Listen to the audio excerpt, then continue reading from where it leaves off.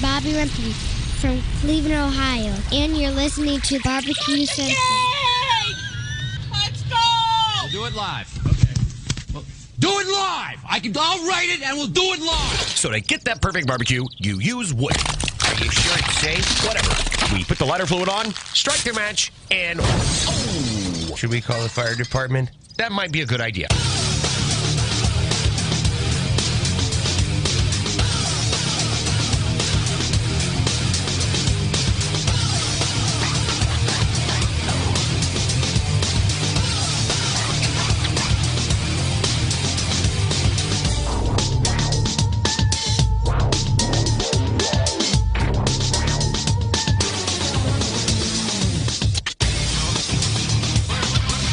Happy New Year, and welcome to the Really Big BBQ Central Show. This is a show that talks about all things important in the world of barbecue and grilling, originating from the Rock and Roll Hall of Fame city of Cleveland, Ohio, the barbecue capital of the North Coast, and once again in 18 years, the football capital of the universe, at least in Cleveland. I am your program host, Greg Rempe. Happy to have you aboard here on your Tuesday's live fire fun and frivolity show. If you want to take part in the show during this New Year celebration, here's how you do it. You can get in touch with the show by calling 216-220-0966. Email Greg at the bbqcentralshow.com. On the Twitter and Instagrams at BBQ Central Show. Everything else you want to find out about the show can be found at the main website, thebbqcentralshow.com. And here's what's happening coming up in about 12 minutes from now. It's the first Tuesday of a new month, hell, a new year. And you know, because we missed him last month, we have to catch up with the guy that created How to Barbecue Right, the pitmaster of Killer Hogs Barbecue. Malcolm Reed will be joining us, and we'll catch up with him, see what happened last month, how his hunt has gone, best Christmas gift of 2020, what he's looking forward to in 2021, goals and benchmarks for the YouTube channel, for the new YouTube channel, for the brick and mortar store, you name it. Got to be a lot of things going on in the world of How to Barbecue Right. Plus, we will talk about fads of 2020 come and gone, and we will also talk about what he might be predicting for 2021 as live fire fads might be. And by the way, I have to tell you, 2021 already feverishly coming to a close, as you can only imagine. So Malcolm Reed will kick it off. Then we will move 35 past the hour. You would recall one of the most outrageous and shocking revelations, not even statements, but I'm going to say revelations of 2020 was after years of pushing the sous vide agenda ad nauseum and perhaps recklessly, Meathead from AmazingRibs.com decided somewhere in the first quarter of last year to back off of it. And he didn't back off like going 100 miles an hour to 80. He did the old Maverick and Top Gun, hit the brakes, and the MiGs fly right by. Nose swung up. Everybody blew past him. Like he stopped that hard on it and said, you know what? Maybe sous vide isn't that good on everything all the time, especially when it comes to steaks. And I couldn't believe it because I had mentioned the last couple weeks as well as we had gone over that, both from a year in review 2020 last week, and then 2 weeks ago we did best sound bites, and both were sprinkled with the sous vide stuff from Meathead. And I said, geez, like that's the only reason I use sous vide. If I have a really thick ass steak and I have other things that I'm going to be cooking, and I want to pay attention to other things, to me, it's perfect. I stick that thick-ass steak into the bag, put it in the water, set it at the temperature I want, and I don't have to think about it again until I get the grill hot, do the quick sear on either side, and away it goes. And I know it's perfect on the inside. That way I can focus my other attention on some of the other main dishes that might be going on. For example, the item I had been using in the past few weeks was cast iron pizza and then a thick steak to join it. Perhaps steak and pizza don't usually go together in your house, but they do in my house. And I wanted to make sure that the pizza was hitting all the right marks. And the steak was not an afterthought because it was a ridiculously great thick-ass cowboy ribeye from Snake River Farms, courtesy of Jason Kaplan. executive producer of The Howard Stern Show, my friend. So I didn't want to screw that up and the pizza. I would rather screw the pizza up from a cost perspective and know that the steak was going to be right. Maybe that could be the catch-all or the saving grace if all the chips were down. But that wasn't the case. Anyway, long way to go to sit here and say that Meathead has backed off. And in order to delve back into where sous vide currently sits today, with somebody who is well experienced, he's written an ebook on it. He's got a blog. He's got a podcast all about it. It's called Fire and Water Cooking. First timer of the show. Darren Wilson will join me at 35 past.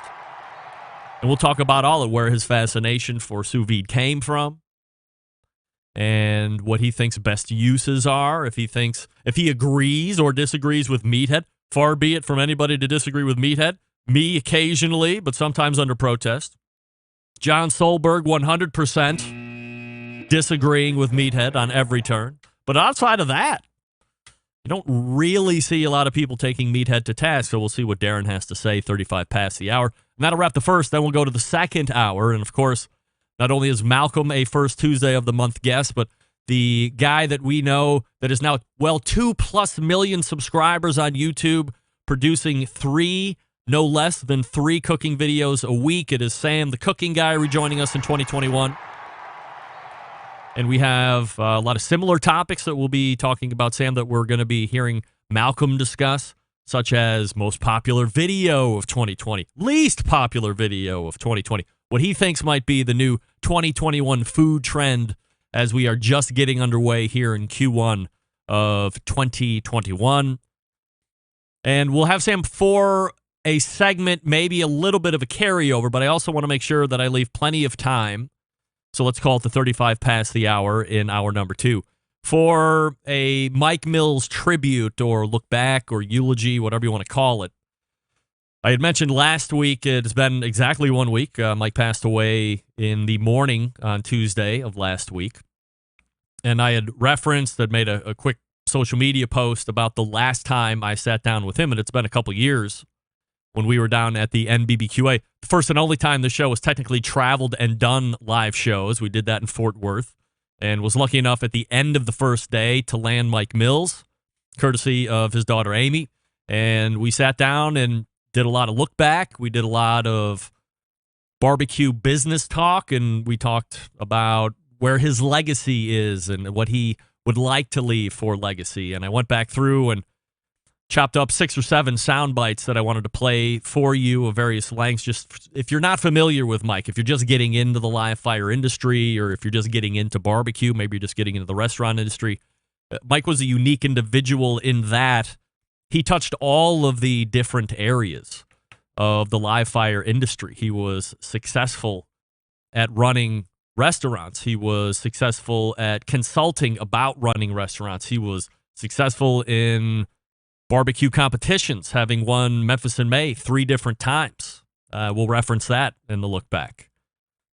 And a well-respected person in the industry, somebody that was eager to have a conversation with you, whether you were just a fan of his or a fan of the restaurant or just a fan of live fire. It didn't matter.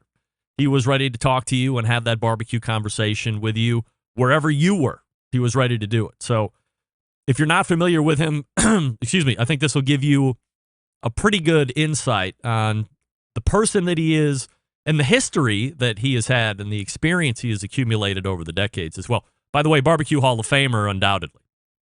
So that's what you have lined up coming at you. Malcolm Reed, 14 past, or next segment, 35 past, the first hour, Darren Wilson from Fire and Water Cooking, Sam the Cooking Guy at 10:14, and the Mike Mills look back as we round out the show.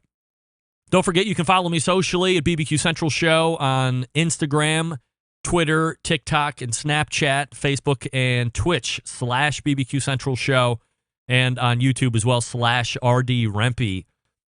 Referring to Mike Mills, I did want to do a fact check on myself from last week. I had mistakenly said during my brief alert that he had passed away at the top of the show last week that he had won the Jack Daniels 3 times. That was incorrect. He had won Memphis in May 3 times, as I had just mentioned, not the Jack. However, he did win the Jack as well.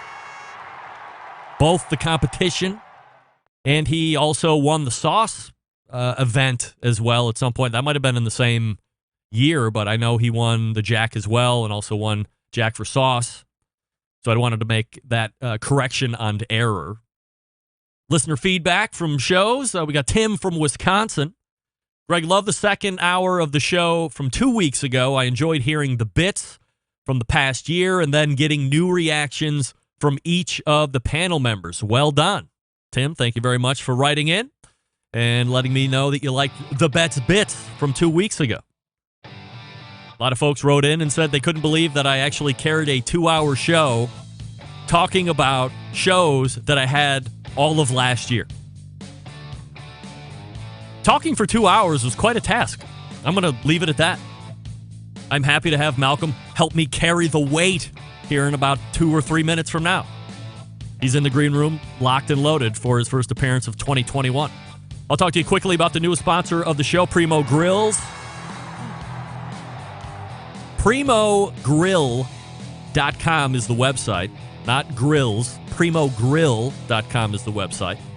Now, if you've heard about them, but you're not familiar with the visual, hit up the website, check them out. It's a ceramic cooker, yes. What's the difference?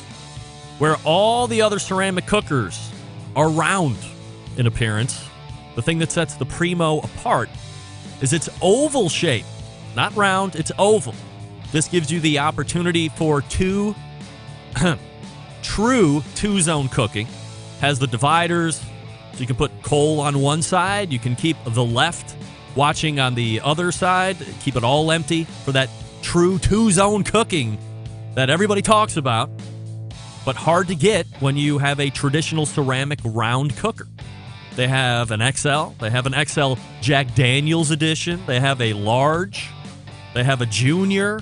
Now, if you can't get over the fact of a oval ceramic, you can't get it out of your head, you need the round. They have a round version as well. They're here to satisfy.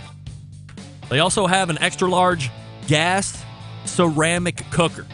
If you can get that in your mind. It's a ceramic cooker. It's got gas burners in it. Best of both worlds. Again, it's PrimoGrill.com. PrimoGrill.com. Nick Bauer and the gang over there, newest sponsor of the show. Happy to have them aboard here for 2021.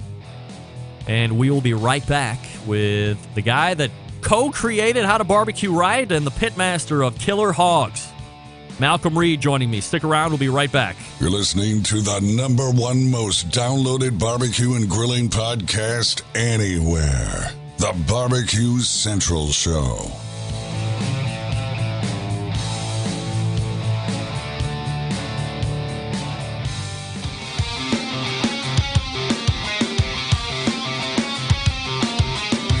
Broadcasting live from the Barbecue Central Show studios in Cleveland, Ohio.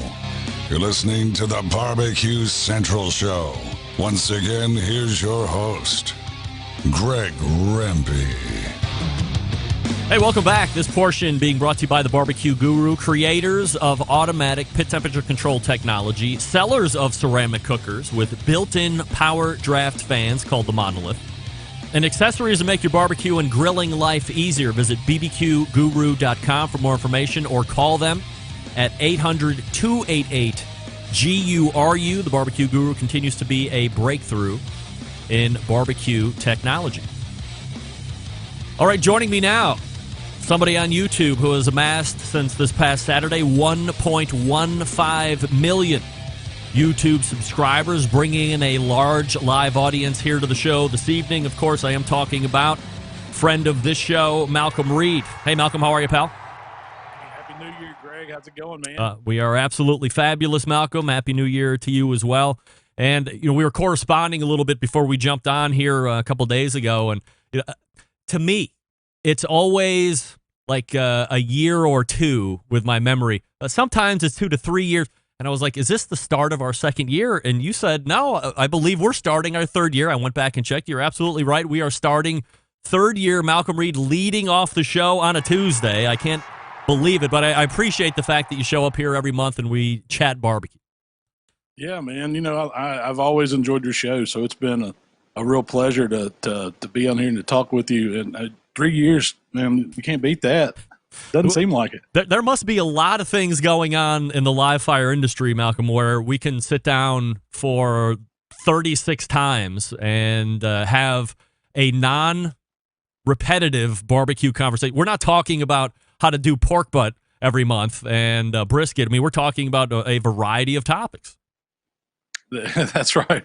You know, and that's one thing I like about your show. You never know which way it's going to go. We can have a plan, but we just let the conversation take us whichever way, you know, it goes. That's right. So if you have any questions for Malcolm, you want to jump in tonight, feel free to email me, greg@thebbqcentralshow.com, or, I mean, it's never happened yet, but we're totally up for phone calls. So if you want to call into the show, we can mix you in, 216-220-0966, and we'll get you up there. By the way, if you call in and you hear you hear the show going on, just know that like you're ready to go. So there's no screeners or anything like that, and then I'll dump you when you're done with the question.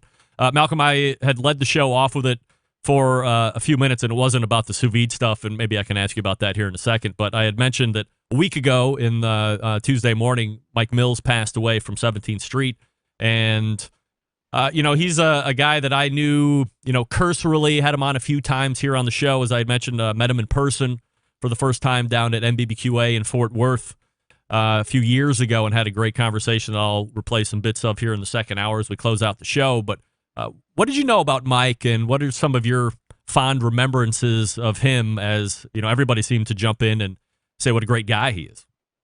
Yeah, you know, I've known Mike for, you know, several years. He's kind of been one of the guys that me and Waylon both look up to as far as our barbecue mentors. And I had the pleasure to go up to two of his classes over the years. I went to his business of barbecue class back when I first started doing this. And, you know, him and Amy just do an outstanding job. And then I got a chance to go back to his Hogapalooza event one year. And I've got to, you know, spend some time with Mike over the years. He was such a good guy, and you would never meet a more genuine person that just loved barbecue and loved helping people. That was one of the big things that I took away from hanging out with them and learning from Mike was, you know, they believe in, you know, a rising tide lifts all boats.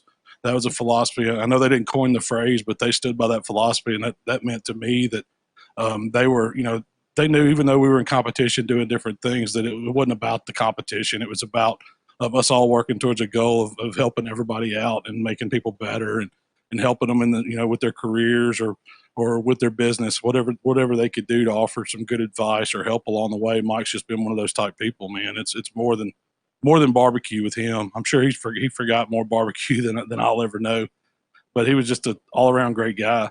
It is one of the funny quick funny story, Greg, and yeah. I guess it's one of the first things I remember about Mike. This was early in my Memphis and May career when we used to have a big party. He was hanging out with Mr. Pat. You know, him and Mr. Pat were super tight. They were teammates and you know, friends for life. But when we had our big party, we always had a big DJ set up with speakers pointed out. It was kind of like a block party to us. We were all packed in there with Mike, and Pat's team was right across from us. And so they graciously come over and got my attention and taught me that how much better the speakers would sound, the music would sound, if we would actually point our speakers towards our booth inside instead of having it out towards the street. You guys were like entertaining everybody else. You were the disco party for everybody else besides you guys.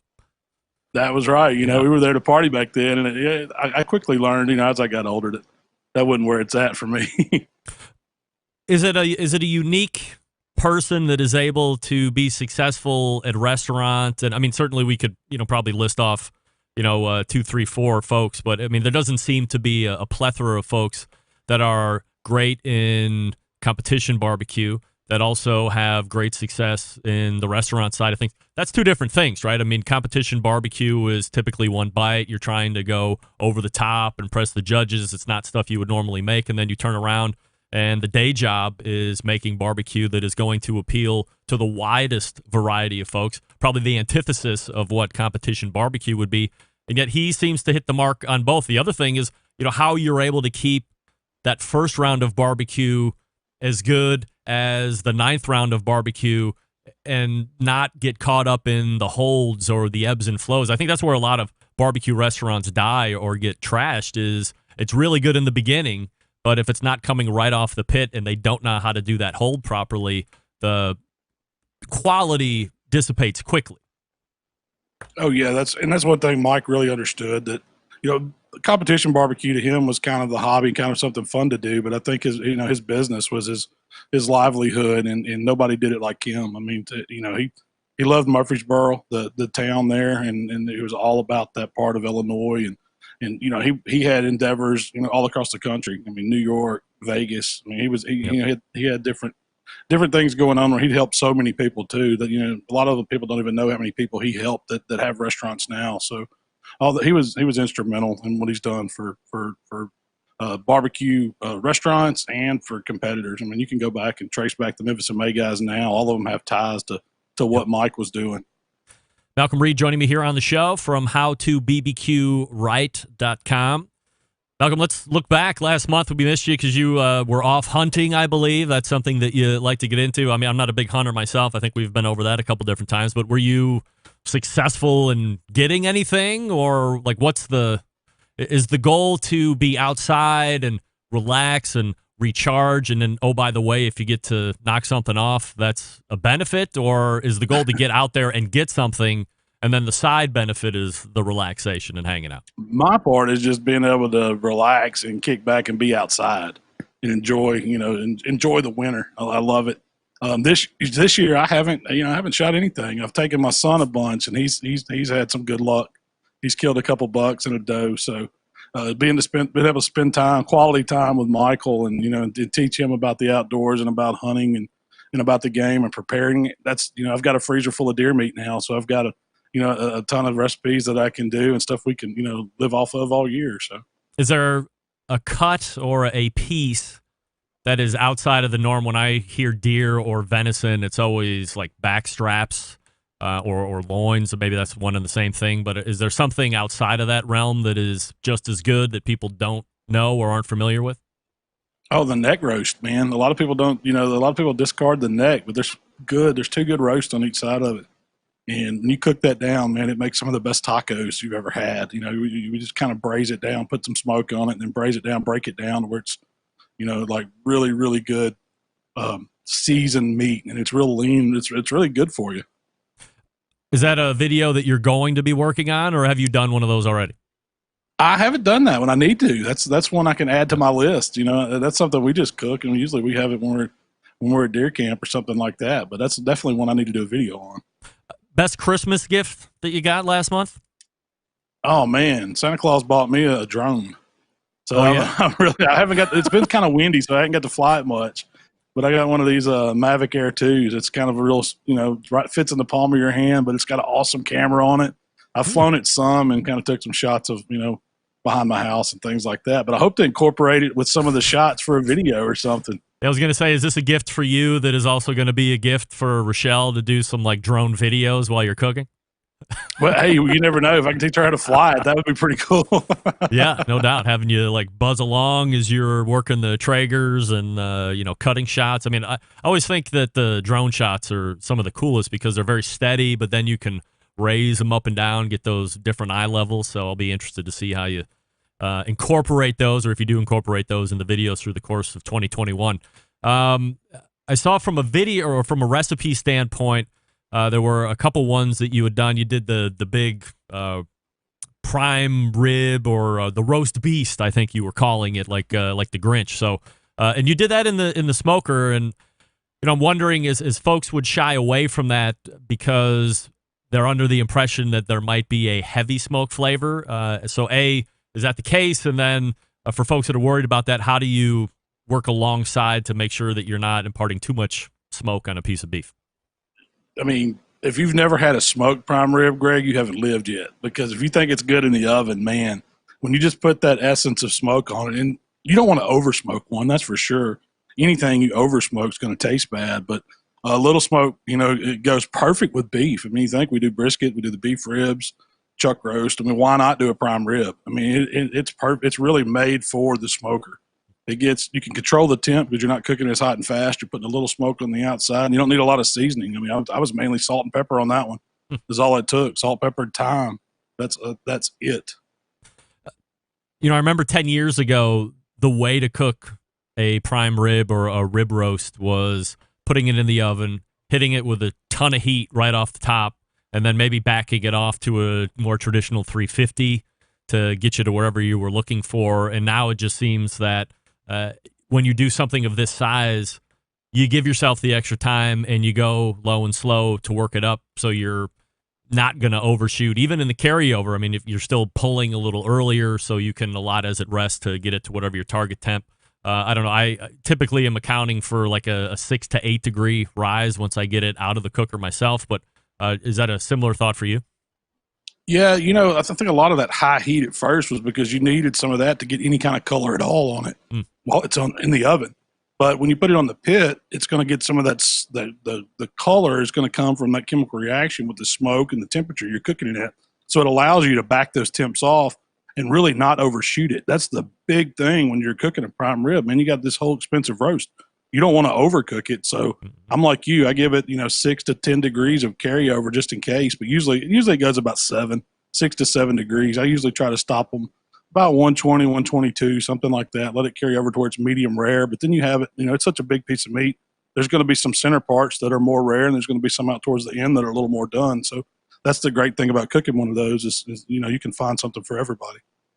Malcolm Reed joining me here on the show. Let's talk about 2021 goals for the various entities of Malcolm and Rochelle Reed. Let's start with the YouTube channel first. Do you guys sit down as the year starts to wind down or as the year turns and say, we're going to plan out 3 months or 6 months, or do you go a year out to see what kind of goals you might like to hit, and what are some of those that you look to hit in 2021?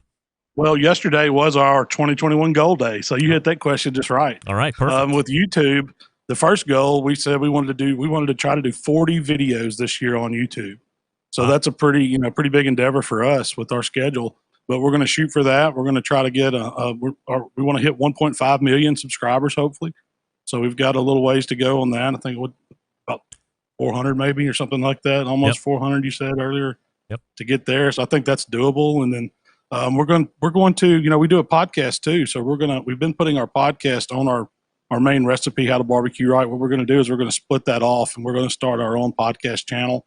And it may not be a good call, I don't know, but we're going to just focus on recipes on the How to Barbecue Right channel, and then the How to Barbecue Right podcast channel will be all the fun stuff we talk about, kind of like that's where you hang out with us and see how our week went, how the recipes went. It's just another avenue for us to me and Shell to get together and have guests on and stuff.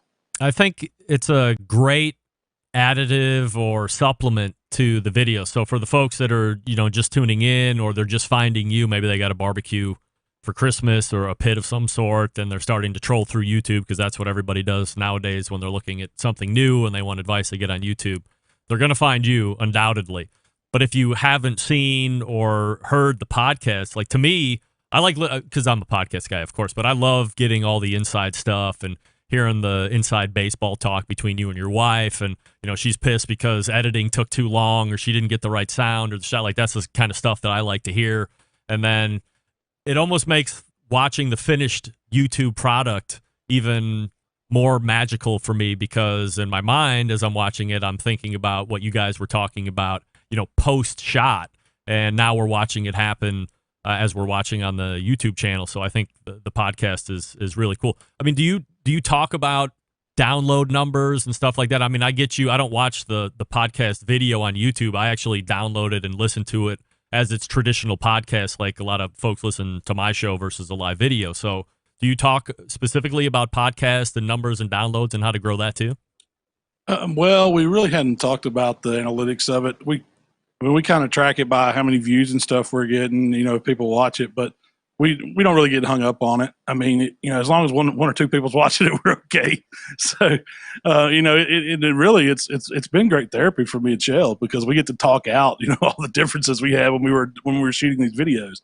Because when it's just me and her, it may look like we're clicking on all cylinders when we're doing it, but there's times when I'm sure she wants to choke the crap out of me. And so it lets us work all those frustrations out. And we just let people listen to us talk about it. So I try to keep it humorous the best I can. I mean, it seems like you guys get along swimmingly every single time. So, if there's tension, you've certainly done well to cover it up. And I'm certainly not picking up on anything. So, kudos to you guys on that part. The other thing I'm a lover, not a fighter, Greg. That's right. I heard that. I think we have the same mindset on that. Happy wife, happy life as well in this house. So the other thing that's new, maybe a couple months old, is that brick and mortar store, Malcolm store out there with the How to Barbecue Right headquarters. So what's happening with that currently, and what kind of a first quarter plan do you have for that? Well, we got it up and running, right after the 1st of November, so we could kind of get some holiday stuff going on. And we quit doing our podcast after we did that last episode, I guess there in December, and the podcast room was kind of turned into the gift basket central. So we did a lot of gift baskets and stuff like that. But we're now, getting back into where we've kind of got a game plan on how we're going to, run the store and the hours we're going to be open. And, we're still learning. There's, we tried a lot of products out, so we're trying to figure out what people want to buy. We kind of have limited space because it's small. So, we're going to be trying out different products. Of course, we have all our stuff, but we try to sell some other stuff too, the stuff that guys would want, the stuff that I like. So that's kind of the focus and the goal of that little shop is it's kind of part men's gift shop boutique, I guess you would say, or just a kind of like my favorite stuff, basically. So if you're in the area and you want to drop in and kind of see what I'm into, you can come look at the shop. Malcolm, a couple questions before I let you go tonight. We got a couple minutes left. 2020, as you look back, was there one particular live fire trend that popped off to you as being the leader as the year closed out? It seemed like the steak game was the big thing. Everybody was into cooking steaks because that was where the most contests were. So I think you're going to see that continue with the SCA really, really, keeping on moving forward like they are. They had some super fast growth and seems to be doing really well. We closed out the end of the year with the whole hog cook at an SCA event. So that was exciting to see them adding different meats other than just ribeye steaks. So I look for more of that in 21. So I'm hoping they have another one of those hog cooks. So meanwhile, they can break out the whole hog pit again. But like you said, live fire cooking, I think that's a big thing too. People are really getting into cooking over actual fire instead of having traditional grills. I'm seeing a lot of these fire pits or discatas and things like that. So I'm excited about doing some live fire cooking myself. So when you look into this year, do you think that there's going to be a weird trend that we're not familiar with right now, or that you've heard about just kind of spooling up that's going to be the next big thing this year? I haven't seen anything just crazy. I know, Wagyu beef seems to be all the talk right now. It's trending on all the hashtags and everything. I just got a bunch of it myself, so I'm going to be doing some. I saw you got an A5 too, right? A5. Yeah. What was that? I'm sorry. You got an A5, I thought I saw? I did. Yes. Yeah. Kevin from down in the butcher shop sent me a little surprise after Christmas gift. I've never tried it. So I'm going to do that tomorrow. So hopefully I'll be having something on Instagram or TikTok, or, I never know where that's going to pop up. Shell's going to record it. We're going to see how it turns out. Well, that's going to be the lead question as we get into February, is the full breakdown of how you cooked it, and more importantly, what the taste was compared to where price would be for, the folks that might spring on that, and if you think they both pan out in the positive. So we will start. It's going to have to be awful good, a $200 steak, man. No shit. It better be the best steak you've ever had, I hope, right? That's right. Yeah, no doubt. This is Malcolm Reed from How to BBQ Right. You can find his podcast as well. Go over to the YouTube, subscribe if you haven't already. We're looking to hit 1.5 by the end of the year or more. We'll take more, of course. And you can find him right here the first Tuesday of every month. Malcolm, always appreciate the time, and we'll look for you again in February. Yes, sir. Looking forward to it, Greg. Hey, go Browns. Go Browns, that's right. Let's hope go Browns. Oh, my goodness. From your lips to God's ears, it's Malcolm Reed right here on the show. And we'll see. The Browns continue to drop like flies with the COVID. So I am absolutely worried about the Browns' realistic chances of winning the playoff game. We'll see. We'll keep it positive. I'll talk to you quickly about Green Mountain Grills before we get to Darren Wilson from Fired Water Cooking as we rebroach the sous vide topic again. Green Mountain Grill, some of the best pellet cookers out there on the market today. If you're looking for a new pellet cooker because you just came into a large amount of cash for your holiday season, it's burning a hole in your pocket, and you want a pellet cooker, I would humbly suggest a Green Mountain Grill. Now, you have a couple different options to choose from. If you don't need tech if you don't want Wi-Fi connectivity, none of that stuff, then the Choice line is the right one for you. You can save some money and still get a great cooker. Both the Jim Bowie and Daniel Boone come in a Choice line. Now, if you want Wi-Fi connectivity, if you want to use an app to control temperatures, and once you hit certain temperature or time benchmarks, automatic adjustments, custom recipes that you can set within the app. Prime line is what you're going to want to look at. That has Wi-Fi connectivity, has app connectivity, has 2 internal meat probes, has look-in windows on the main cooking chamber and on the pellet hopper, and both of them have the DC power connection, of course, or the AC. Now, if you're looking for something to take on trips, sporting events as they start to roll out, Davy Crockett is definitely the one you want to take a look at. You're not sacrificing an incredible amount of capacity for portability, so make sure you check that one out too if you're looking for something to take around town. But for the Jim Bowie and the Daniel Boone, both Choice and Prime, you can get the pizza oven insert. Got to get that. I love the pizza oven insert. Super fun. Nothing better than a high heat pizza party. Fabulous. Go get it. GreenMountainGrills.com is the website. Find a dealer near you and then go from there. GreenMountainGrills.com. That's GreenMountainGrills.com. We are back. Stick around. We'll be... Huh? Stick around. We'll be right back.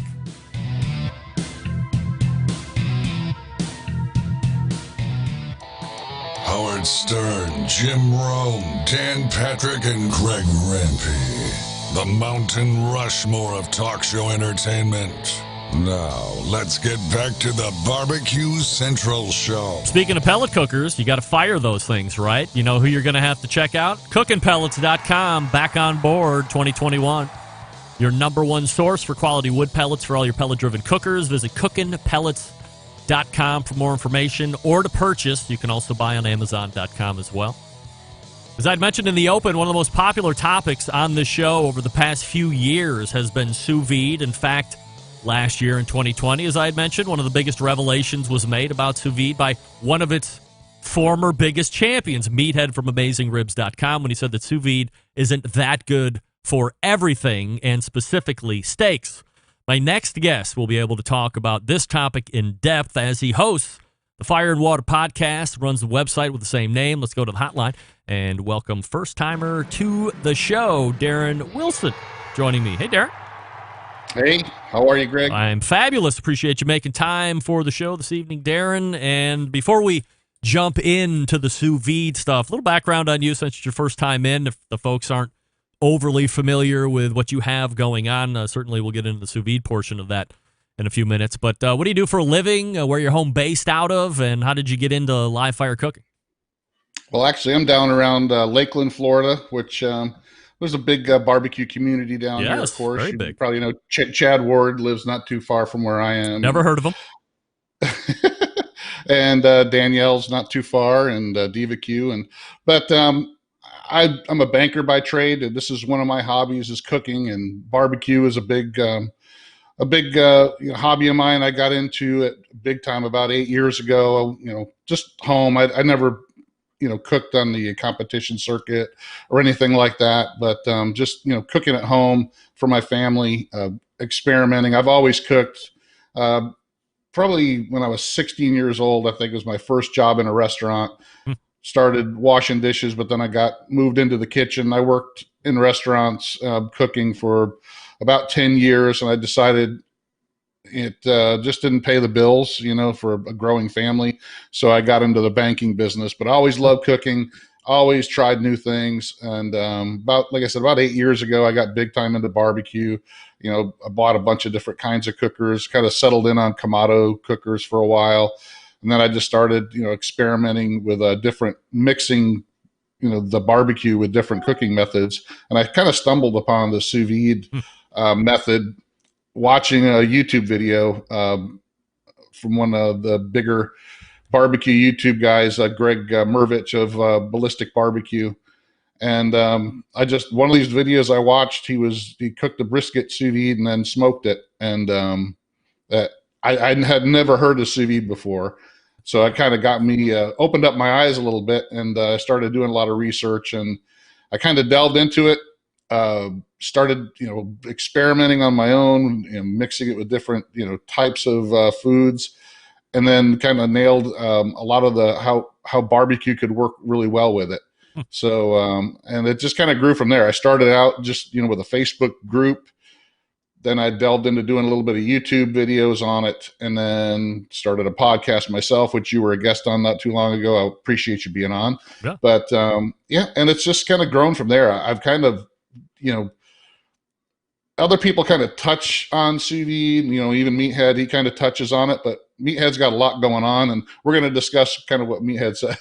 But, let's go ahead and hit that just for a second. I had mentioned in the introduction, both just as I was leading you in, and then also introduction to the show, that Meathead had made quite a statement on the show last year when he admitted that sous vide wasn't that good for everything. And he specifically identified steak as being something that was definitely not worth it. So what's your take generally on sous vide? Is it something that, where a couple of years ago it seemed to be, I remember, 2 or 3 years ago, this is what we were talking about. It was, sous vide was going to be the biggest thing in whatever year that ended up being that we were just trending into. And it did seem to gain quite a bit of steam, but I had said by the end of that first quarter that I thought by the end of that year, if anybody was talking about sous vide, I would have been surprised. I think I was more right than Meathead was. He seemed to think that it was continuing to trend up for the last couple of years. But how have you seen its evolution since you've been following it? I think it's still going up. One of the things that I know, and we're talking about what Meathead said, it's not all steaks that it's really not good for. His comparison was to reverse sear. He prefers a reverse sear like on a ribeye. So one of the things with sous vide, you got to understand there's multiple things that it does. It just doesn't cook just to a perfect temperature. It actually can tenderize the meat at a perfect temperature. So one of the things I focus on is showing people how they can take a more tough meat like London broil, a top round, a brisket, or beef ribs, and use sous vide and incorporate it with the smoker and grill to make a medium rare, tender beef ribs or brisket and still get smoke to it. So one of the things with sous vide, it's not really a complete cooking method all in itself. You need to finish off the meat. So everybody knows if you cook a steak sous vide, you take it out of the bath, it's ugly, it's gray, it needs to be seared, you need to get a crust on it. It's also the same way with smoking. So it's really not a complete overall cooking method in itself, but it works really well when you mix it with other cooking methods. So it can cook something totally perfect to the perfect temperature. You can take it out at a longer time at that same exact temperature and make it more tender, which you can't do any other way. You mix it with the smoker, that gives you the smoke, the bark, that outdoorsy flavor that everybody loves. And now you got something you couldn't make with either one of these two cooking methods on their own, but if you mix them together, you can make something totally new. All right, so let's talk about in-depth, and I've hit on it a couple different times, really not too much on the show, unfortunately, but in some other ventures. You had mentioned medium rare beef ribs and medium rare brisket, and I would venture to say that the vast audience here is probably like, what the hell does that even mean? Like, if I cut into a medium rare brisket, is it going to look like a medium rare steak? And how does you get over the whole mind F that's happening? Because a lot of us are conditioned to look at what a brisket should be. The crowning one would be like a Franklin's brisket or something along these lines. So how do you go about starting with a whole brisket raw and then kind of take it from there, trimming it up, and how you get it through the whole sous vide portion, and then how you would finish it in the smoker? And what kind of a time commitment are we really looking at? Yeah, and like I said, one of the things I like to do is I like to make things totally different than, I'm not looking to replace traditional barbecue with sous vide. I'm trying to make something totally different. So to go about with a brisket, let's just say a full packer brisket, which I've done, plenty of those. You would trim most of the outside fat off. You don't need that 1/4 of an inch because you don't need the buffer for the smoker and all that. You don't need it to, render out in the smoker and protect the meat. So you trim most of the outside fat and even most of the decal out, and you season it up with whatever you want, salt, pepper, garlic, whatever rub you want to use. throw it in a bag, put it in the sous vide, and you cook it for 36 to 48 hours at, let's say, if you wanted medium rare. With something as fatty as a beef ribs or brisket, I would do like a 135 to 136 Fahrenheit for 36 to 48 hours. Take it out of the bag, chill it in an ice bath for, a good hour or so. You can even put it in the refrigerator overnight. Then you take it out of the bag and you leave it as wet as possible. You don't pat it dry like you would a steak. You're not trying to get the moisture off. You want to leave it on. Mm-hmm. Put a little bit more seasoning on, put it on the smoker at your desired temp, and then you let it slowly come back up to the temp that you cooked it at. So let's say 135 or 136. And then you take it off, cut it open, and then you got a medium rare brisket. Something you couldn't make, like I said before, with just a smoker or on the sous vide itself. Now you got the moisture on the meat actually attracts the smoke, and since the meat is cold, it's going to attract the smoke to it. And then you're going to have something, like I said, you're going to have that smoky taste, but you're going to also look at it and go, hey, this is not well done. So it's something totally different than a traditional, brisket that you would get at a barbecue restaurant or going to a competition. That's for sure. Do you have to adjust your mind then on how it is going to taste, or will it taste the same? No, it's going to taste different. I mean, just like a well-done steak would taste different than a medium rare steak, because you're going to have different, amounts of myoglobin left in there, and the color, your eyes are going to play a part of it as well. So it's not going to be as, smoky because it hasn't sat in a smoker for, 12 to 14 hours and develop that really thick layers on it that it has, but you're still going to be able to, like I said, it's something totally different that you can't get either way. And I like to eat my food, different ways. I don't eat just, barbecue chicken. I like fried chicken. I like, Chinese, chicken wings. I like all different kinds of stuff. So to me, it's just another thing that I can make and create that really wasn't available before, sous vide came on the playing field. So, and to mix these things, and like I said, I do not just that, but I mean, that you can do is keep your meat, because you're cooking it at right to a precise temperature. You're cooking it at a water bath so that it's transferring the heat into the protein a lot easier than it would be in an air smoker or oven. So there's a lot of things that sous vide does and that it can do really well, that when you mix it with other cooking methods, it turns out really good. Now get back to the steak we're talking about. Maybe a ribeye, if you're going to compare a reverse sear sous vide steak and then grilled. But if you take, let's say, a top sirloin, that's maybe a little bit less tender, it's a little bit more tough. If you give that a little bit more time in the sous vide bath, let's say 6 to 8 to 10 hours at 135, and then hit that on the grill and sear it up, compared to just cooking one on the grill or reverse searing it, you're going to get that tenderization that you wouldn't have got in just a reverse searing it. So I can agree with me, and no cooking method is the best for everything. So, but sous vide does some things that some other cooking methods don't do, that when you mix them with others, it turns out some pretty good stuff. Have you done sous vide on St. Louis style ribs? And if so, how do you find those to be? Like, how do you do that? I'd make a traditional barbecue type rib. I would cook those for 36 hours at like 145 to 150 degrees Fahrenheit. And what you're doing is, you're just low and slow, just like you would be on a smoker, but even lower and slower. But you're heating the heat is going into the meat a lot more efficient. So, and it's keeping it at that one temperature, 140 degrees.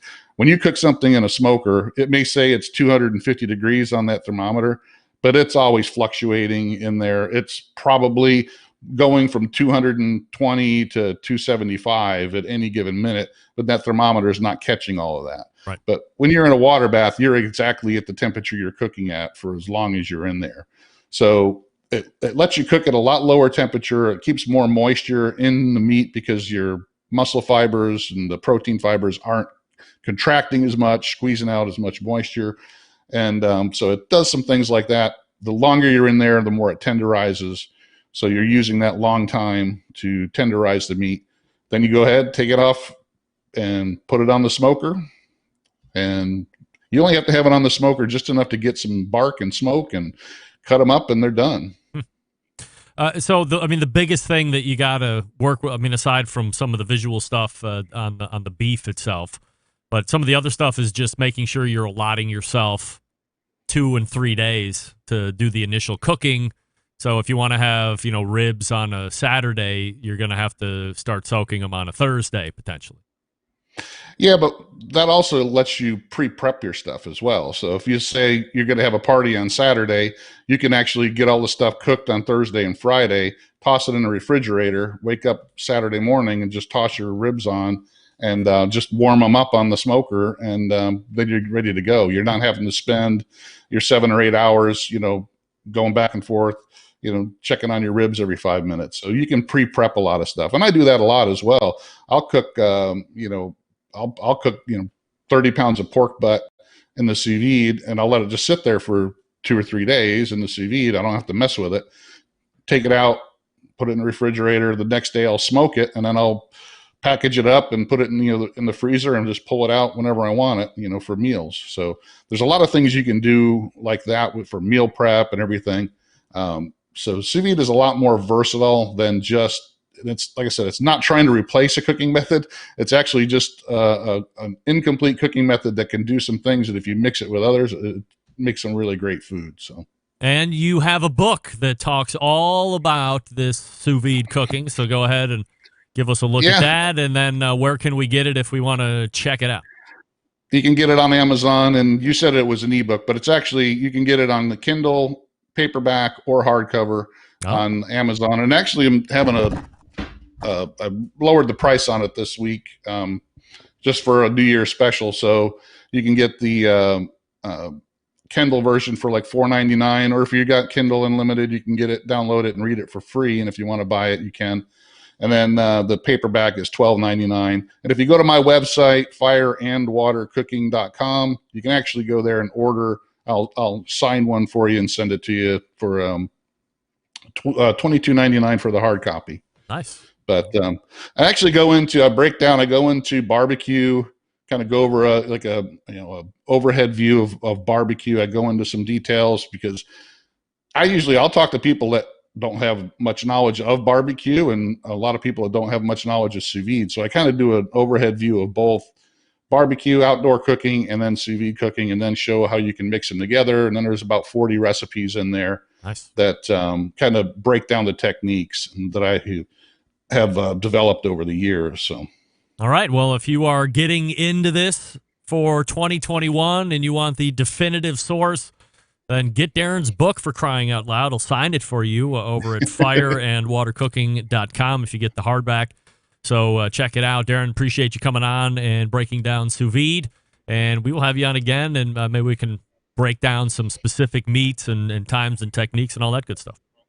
Sure. I don't know. Did Meathead ever tell you we're both on the International Sous Vide Association? No, of course he didn't. I mean, yeah, he's got so many stories. We probably just haven't hit that one yet. So, that's actually, good. Yeah, he was a speaker at the International Sous Vide Summit 2 years in a row. I was one this year, so we kind of hosted some stuff, and we've gone back and forth. I've had him on my podcast as well, and we've discussed this stuff. And like I said, sous vide is not going to replace a cooking method. And cooking methods aren't really fighting each other. There's ways you can use them just like a tool, just like you would use a spatula or that's right. Any other kind of barbecue tool. You use your cooking methods to help produce some great food, and there's ways you can do it with both of them. Darren, appreciate the time. Thanks so much. All righty. Thanks, Greg. You got it. There he is, Darren Wilson from fireandwatercooking.com, and you can grab his book on Amazon. You can go ahead over to fireandwatercooking.com and grab a paperback, or you can get the hardcover and he will sign it. I think it was the most, $22 or whatever it was. So easy. You got a lot of money for Christmas. So go ahead and check that out if you are into or thinking about getting into the sous vide stuff. Who's not? Medium rare brisket. What? I said medium rare brisket and beef ribs. I'm moderately intrigued The thing that pulls me out of being really motivated is the 48-hour thing. I'm afraid I would just forget about it. But I'm kind of a dope that way anyway. All right, let me talk to you quickly about Pits and Spits. Since 1983, Pits and Spits has been handcrafting smokers and grills in Houston, Texas, establishing itself as a premier brand in high-quality offsets and pellet cookers. 7 and 10 gauge steel in every cooker, fully welded construction that you can feel when you use the unit, 3 or 4 stainless roll-top lids and front shelves on every single smoker. Does it matter? Yes. Using quality material matters to Pits and Spits. Helps you reach and maintain temperatures so you can worry more about the meat than the heat. You don't have to worry about smoke or grease leaking out of the barrel or rattling apart as you move it through the yard. It's all solid stuff. You can pass it down to your kids, for crying out loud. Now, while some of the other companies are focusing on low cost, Pits and Spits focuses on craftsmanship, using quality materials. Having in-house manufacturing gives them complete control of the design and standards. Their steel suppliers give you material that can be used in some of the harshest conditions around, so you know they're going to perform anywhere in the country. Pits and Spits is a dealer network across the country, but if you don't have one close to you, call Coy in the shop. Tell them I told you to call 844-650-6250, 844-650-6250. Whether you're a backyard grill master or a competition team, Pits and Spits has a product for you. You can check them out on the website, pitsandspits.com, all spelled out. Or you can see their pits in the wild across social media with their handle @PitsandSpits. Once again, all spelled out there. All right, we're back to wrap the first hour. Stick around. We'll be right back.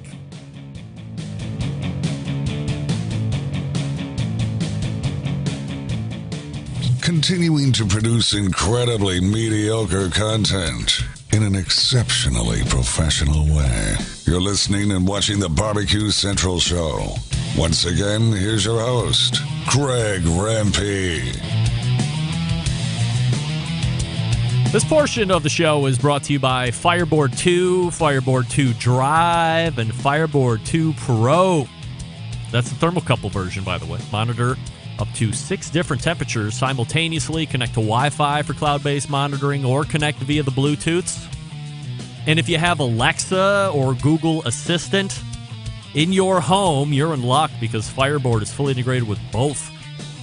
Find out more by visiting fireboard.com or call 816-945-2232. Somebody was asking about disease or bacteria growing. We have an answer for that from Darren Wilson. The meat pasteurizes at lower temps with time. Of course, we know that, right? When you do chicken, if you want to have the finished temperature at 155 or 140, I don't know why you would want to have a finished temperature at 145 on chicken, but if you want to, just go to the FDA website and it will tell you, hold chicken at 145 for this amount of time and the meat will be safe. Remember, the FDA recommends our instantaneous annihilation of the ickies, as Meathead would say. So 165, immediate elimination, but at 155, you might need to do it for X amount of time longer, and it's got to be at that temperature. It can't start to fall off. That's key as well. So time and temp get you safe meat, in case you didn't know that. So we thank Darren Wilson again. Once again, the website fireandwatercooking.com. If you want to grab his book, you can do it on Amazon. You can do a paperback on the website. You can also do a hardcover that he will sign. I am Harry Sue. That's exactly right. My footprint in my backyard is minimal. It's not. It's actually it's a big footprint. Many different cookers. All right, we might have an ear update for you. We might have a cat piss update for you. I said we might have a cat piss update for you.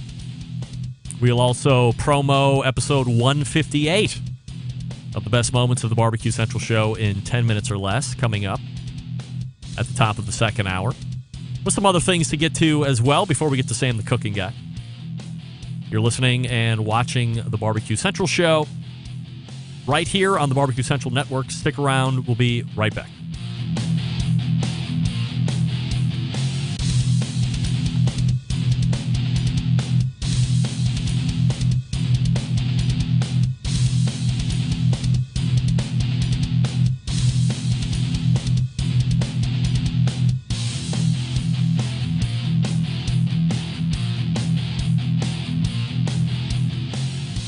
This is Jimmy Burns from Malvern, Ohio, and you're listening to BBQ Central. Happy to have you aboard here for the really big barbecue show. Boing. We cook because we have to, and we grill because we want to. Hit me! Fine, how's it going? You have a great show. I'm a big fan. Boing. So what seems to be the problem here? This man looks like he's dead, and he's in the crackle. Charbono! It's all about the charbono, dude. Succulent fish. What? He ate 54 wieners. So listen, Lavernius, shut your face. I'm shaking like a dog shit peach seed. We have top men working on it right now. Top men. And just like that, we are into the second hour. Happy to have you aboard here on the first show of 2021. And we are getting through it, halfway through it right now. If you're just joining in on the show, no problem. I am recording, as I have been for the last almost 13 years. You can get it in podcast form. Still to come on this show this evening is Sam the Cooking Guy from thecookingguy.com or on YouTube. And closing out the show this evening, I take a look back at Mike Mills of 17th Street Barbecue and the last time that we did an interview a couple years ago down at the NBBQA in Fort Worth, Texas. Don't forget, you can follow me socially at BBQ Central Show on Instagram, Twitter, TikTok, Snapchat, /BBQ Central Show on Facebook and Twitch. Also /RD Rempe on YouTube if you are interested to get the video simulcast. As I had mentioned, going out of the first hour and into the second hour, coming up on the best moments of the Barbecue Central Show in 10 minutes or less this Friday is episode 158, taking you all the way back to January 24th, 2012. Now, this is the first time we have seen what I had termed a John Solberg patented doubleheader with the new version of this format. If you recall, the old best moments used to be two segments that were independently 10 minutes or less each. So you got number one at 10 minutes or less, there was a break, and then a number two at 10 minutes or less. Then, I don't remember when it was, John, maybe you remember when we made the switch over, we switched it up to be more in line with the actual name, the best moments of the Barbecue Central Show in 10 minutes or less, where we actually kept the segment, and I say we, I mean John, kept the segment 10 minutes or less. Confusing enough for you? I hope so. In the episode coming up Friday, here's what you need to know. In the episode coming up Friday, I gave a take on Paula Deen. You know, old Food Network star lady, and remember? Paula Deen? Sam the Cooking Guy. I don't know why I remember this.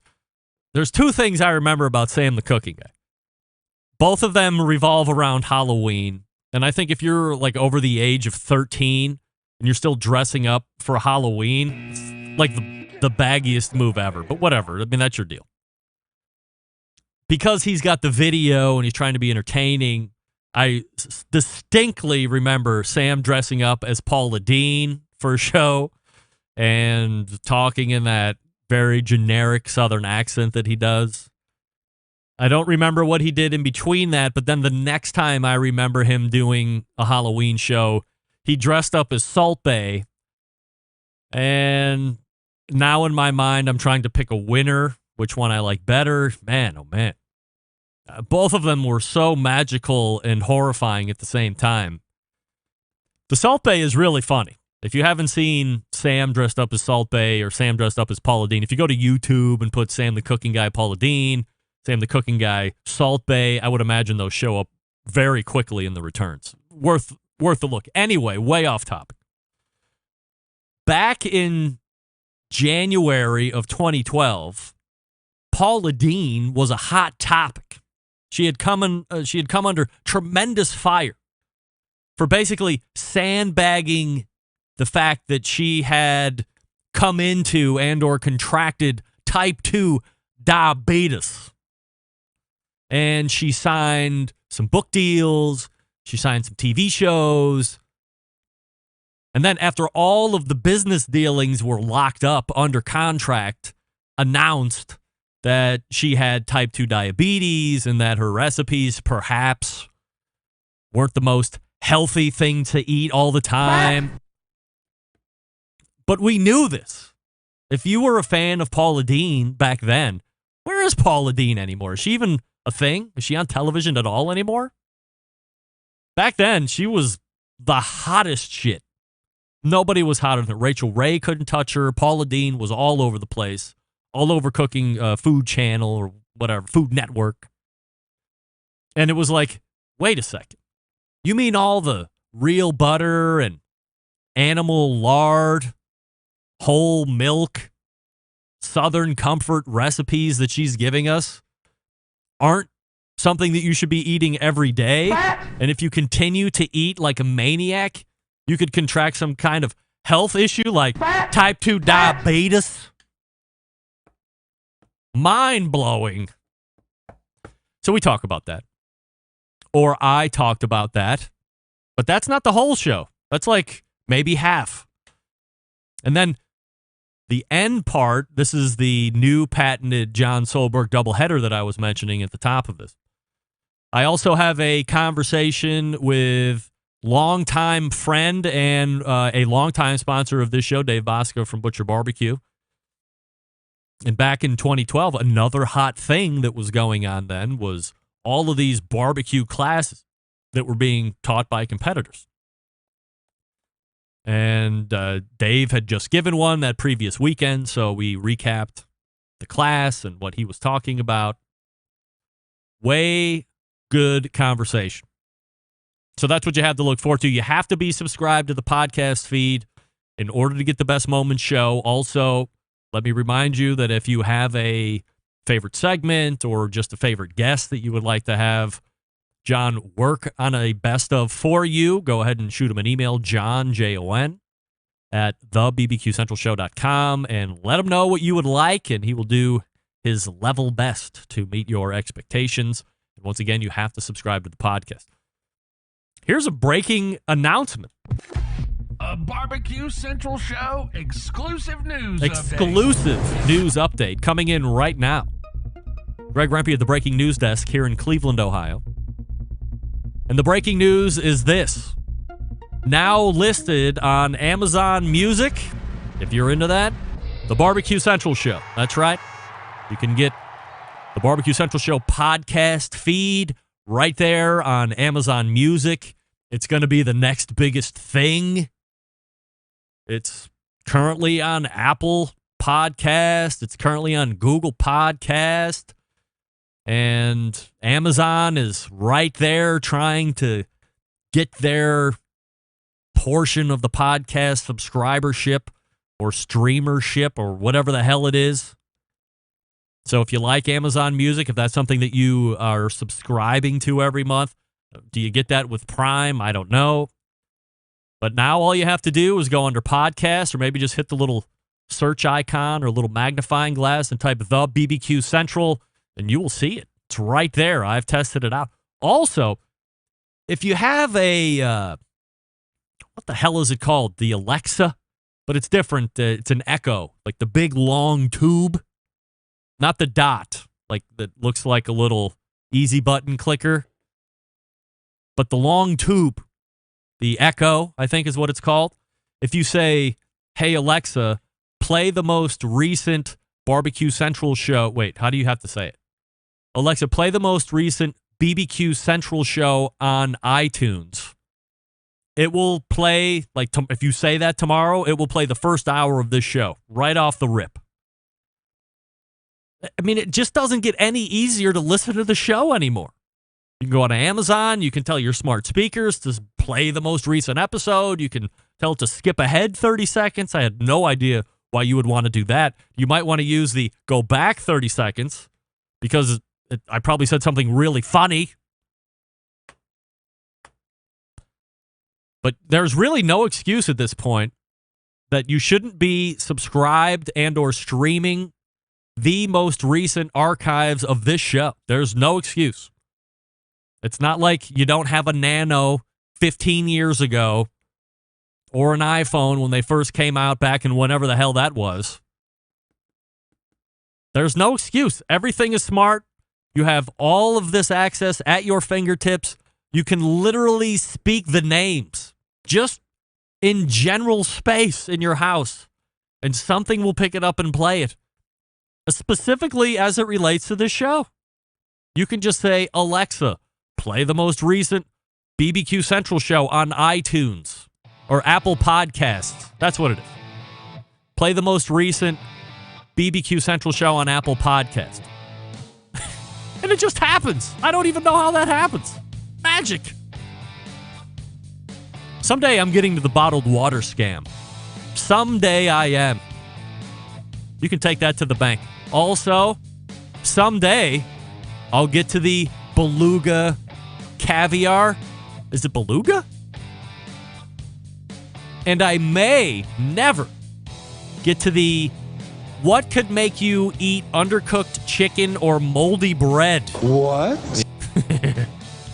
I know what you're saying. Nothing. But not according to this study that's been sitting in my takes catalog for 6 months. I should make an effort to get to that. Before we get to Sam the Cooking Guy, I will talk to you about B&B Charcoal. You like gray charcoal? Yeah, of course you do. You love gray charcoal. That's why I want to tell you about B&B. First, go to the website and see what they have. bbcharcoal.com. That's bbcharcoal.com. You can see their briquettes. You can see their lump charcoal. You can see all the other fuel sources that they have. And they are ready for you. Now, find out where they are available. Once again, as we said over the last couple weeks, if you have an Ace by you, the Aces have national distribution points or stocking centers. So if it's not in your particular Ace at the moment, you can just go to the manager and ask them to bring in the B&B briquettes or the B&B lump. When I'm using my pit barrel cooker, I like to use the B&B lump. Actually, I go pro move, especially when I'm doing the rack of lamb. I go B&B briquette, 25%, and then I go 75% B&B lump because I like the flavor that the lump charcoal is giving the rack of lamb. I like a little bit of the higher heat, but I do want a little bit more of the consistent heat profile. So that's why I'm dropping in the briquettes as well. How about that? Pro move, as said by Ed Riley, using both. Now, if you're going to do an overnight cook, fine, do an overnight cook. If you don't like lump charcoal because you're afraid it's going to burn out, fine. B&B briquettes are really what you need.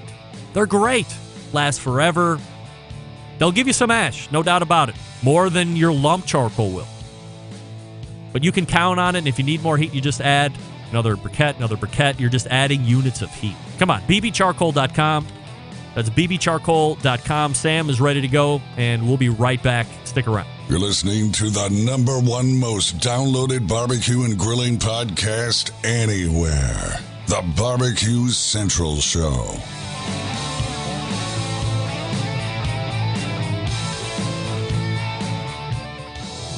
Monthly visits from a killer hog, a cooking guy, a man named Meathead, the author of Barbecue Bible, a grill girl, a bristly barbecue journalist, and the male feasts of the barbecue world known as the embedded correspondents. Only found right here on the BBQ Central Show. This portion brought to you by Pit Barrel Cooker, the most unbelievable outdoor cooking device on the planet, currently available in 2 sizes with a host of accessories. Whether you're a beginner or a professional, definitely a cooker you want to add to the arsenal, visit pitbarrelcooker.com and tell them the Barbecue Central Show sent you. And as you're talking to them, if you say no cave cow, maybe they'll give you a free gift, like one of those cute coffee mugs or something. But say no cave cow. It's an inside joke, but maybe they'll get it.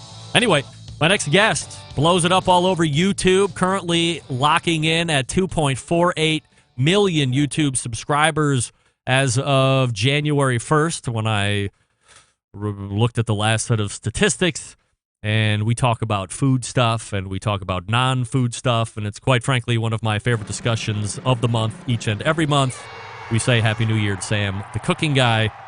Sam. Greg. What is going on here? What's up? What do you mean? Can you hear me? I don't know what I did to your setup here, but I can't see you. No, I mean you're fine. You're fine. I don't. How's the audio? That's all I care about. Well, I want to show everybody here where am I at? Guest three. Hey, there he is. Look at this guy. There we go. Man, oh man, how does that sound? How does that sound? It sounds rich. I'm telling you. Wow. Yeah, I mean, this is this is a whole new. I'm going to blow you up here real quick. So now, good. Here's what I want to say. I obviously, if anybody listens to this show for any amount of time, you might hear how much I relish good audio, and I want my guests to sound as good as possible. But I've often struggled with how do I task a potential guest to sound as good as they can without saying, hey, go out and buy a really nice microphone so we can match each other in sound quality. I haven't found do I want you to what? Do you want me to tell your audience what got me to do this? Yes. You said to me, and I'm paraphrasing, but pretty close. If I sent you a good microphone, would you be okay using it? Yes, I did say that. To which I said, yes, I realize how important this is, and I will get my own microphone. Which, by the way, I've now used for so many things. I can't believe I was blind to this before. Sorry, deaf. Yeah. Deaf to this. Because look at it, I have my own show. Audio is critically important. And why I was coming across substandard here is effed up. It's not right. Well, you have completely blown the lid off of remote guest audio at this point, sounding incredible. Like we are right here in studio together, except we can obviously see that we are dynamically apart. Look, I bought this Shure mic. I don't remember how much it was. It's a $249 retail mic. Is it on the higher end of USB mics? Sure. Is it less than this microphone? 100%. My microphone is easily $200 more than the one that you're at.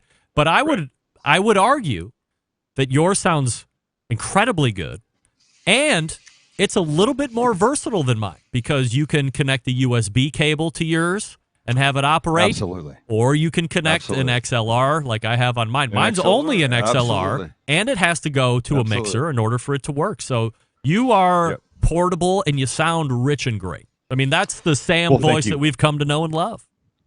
That's what I like. Let me tell you, I use this to record some IDs for you. Oh? No less than 4 hours ago. And I decided I wouldn't send them to you. I shot them. I recorded them after we shot today. Yeah. And I said, I'm not going to send them to Greg because he's got too much in his head right now. He's worrying about his show. I'll send them tomorrow. But as I went to download them from my Zoom, the card, into my card reader, the card reader, the card is effed. Oh, no.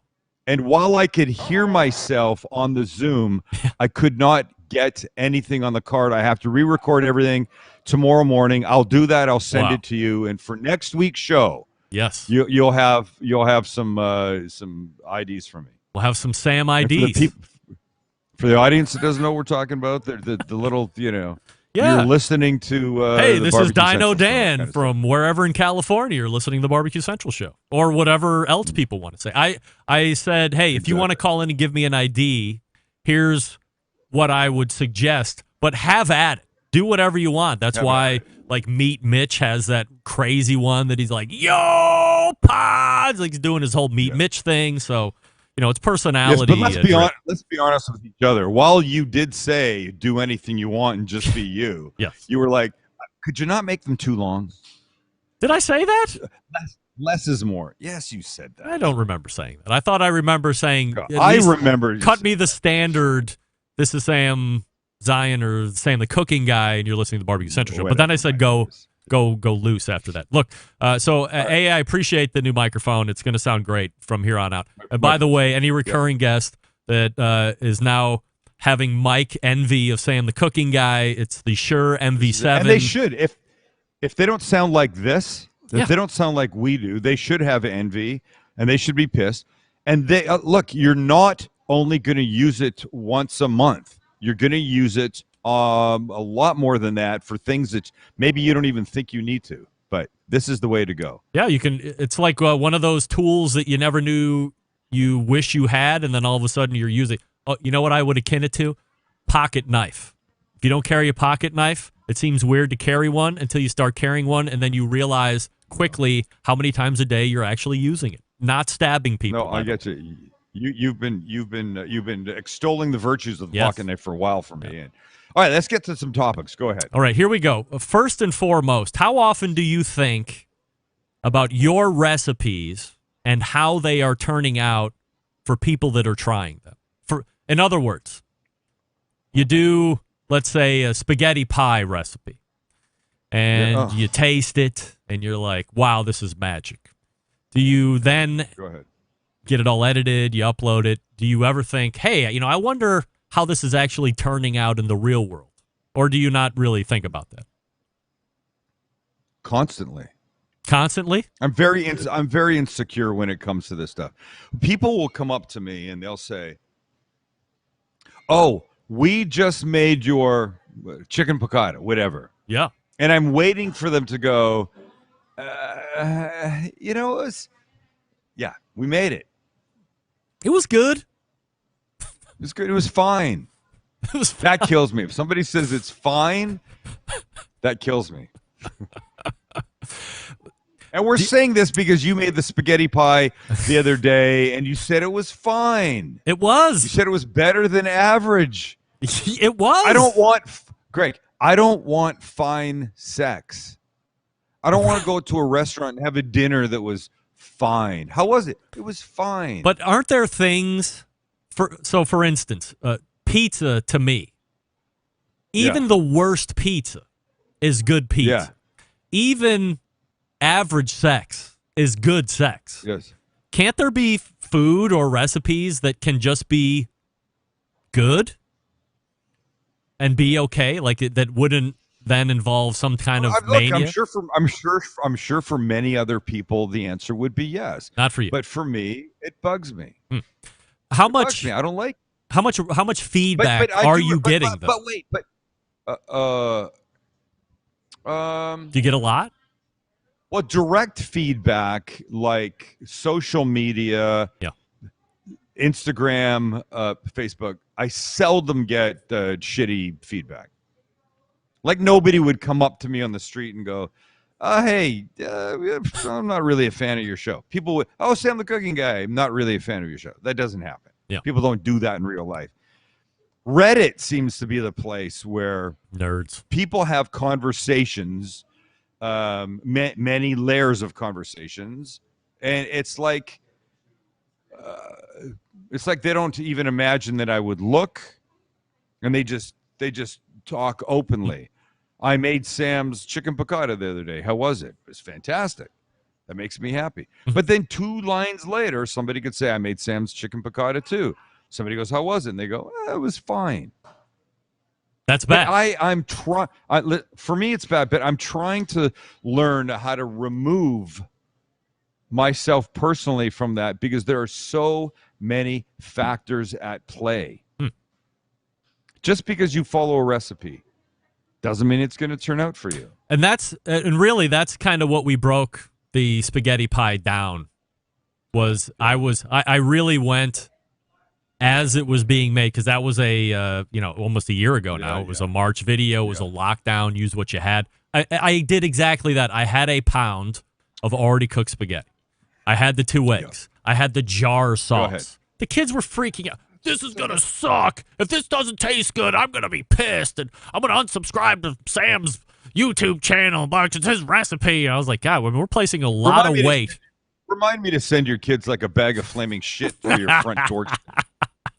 So I'm like, we're placing a lot of weight on something that is going to be really easy for me to prep, get in the oven, and 30 minutes to an hour later, depending on how it works, we're going to be eating. Like, this is all I'm looking for tonight. And it was fine. Nobody bitched. It was fine. Stop it. Why do we have to relive this moment again? Because please. This is something that you need to accept as a positive. Because how I'm seeing it is I'm going into a nightmare because of where the run-up before the food was. Then we ate, and as I'm eating, I'm looking, I'm like, okay, nobody's stabbed me yet. Nobody is. And what did they say? I said, how is it? They're like, oh, it's good. Not, it's blowing. Wait. What? You Siri, sorry. I said, what did they say? Oh, my God.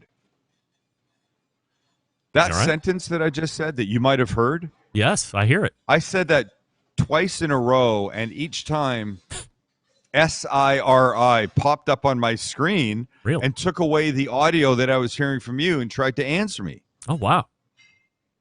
Well, they said it was good. I said, what do you think? It's good. They said, it's good. But did you go with, like, would you want it again? Yes. And they said, yes, we do it again, but do it with your sauce. Oh, let's see. Well, of course. But it's not your sauce. But it's not your sauce. It would be my sauce. I mean, look, it's a win. It's a win, and we have to move on at this point. Let's move on. Please, I'm sorry. I didn't even want to talk. My goodness.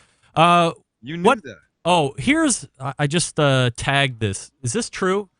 Did you make a deep fried triple cheeseburger? Am I missing that? I don't recall that. Deep fried?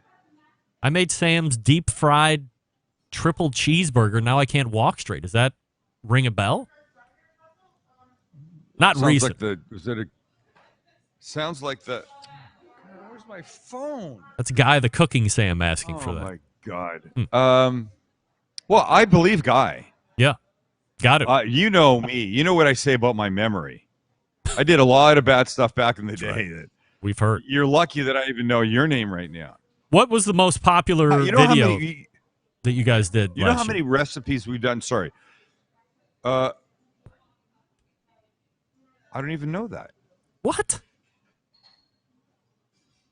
You don't know what your most popular video? Oh, great. He's gone. Bye. See you later. He's gone, everybody. Just wait right here. Oh, wait. He's back. Okay. He's going to price his right while you were gone. Max will know. Yes. Watch this. Here, let's find if Max knows. What does Max do on a? I'm on the podcast with Greg, comma. Can you tell us what the most popular episode of 2020 was? And least popular.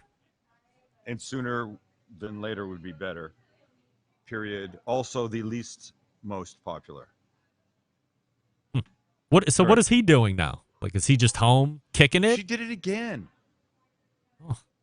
F you, Siri. She just came back. Cut off what you were saying. Sorry. You must be saying something that sounds like Siri, right? Don't say it. Oh, wait. Man, don't say it. Don't worry about the triple cheeseburger thing. Guy was just joking. That's not a funny joke. I mean, we're here to answer questions, I was gonna Guy. say, I feel like I would have remembered that. But I was about to say, over the years of my career, I mean, I'm probably edging towards 3,000, 3,500 recipes, things I've made, which is a lot. And people will come up to me and they'll go, oh, we made your blah, blah, blah the other day. And I'm like, oh, my God, I forgot about I used to love that. Yeah.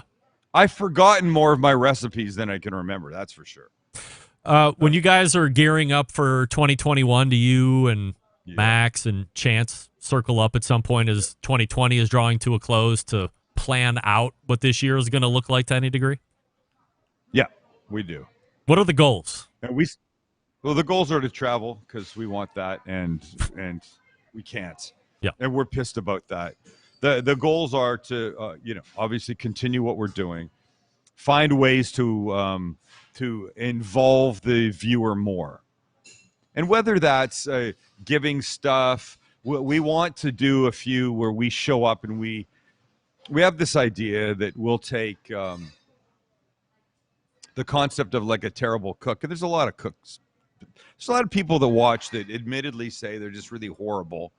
So we want to find somebody that's horrible, that struggles with stuff, and we want to go to them and cook in their home. Oh my! Because somebody said to me one day, "Well, if I had all your shit, man, I could be making amazing food."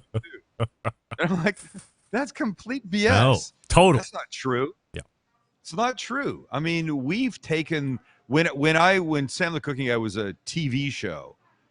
A couple of times we did these episodes that were basically this. I say my stuff's so easy I can make it anywhere, and today we're going to. I cooked in a tree once. I cooked it at the beach out of the trunk of my car. We cooked on the roof of of one of the airport parking lots here in San Diego, and like every 4 minutes I had to go up plane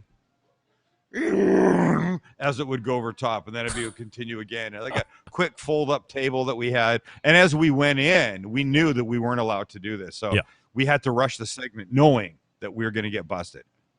And as we packed up and started to drive away, the security guy was coming up to that top level. Sorry. No, go ahead. Our goal is to involve the viewer, the subscriber more. Do you have like a goal to hit 3 million YouTube subscribers or 4 million YouTube subscribers by the end of the year, or do you not worry about that? You know, we hit 1 million in 2019, in August of 2019. Yeah. We hit 2 million in August of 2020. Our goal is 3 million in August of 2021.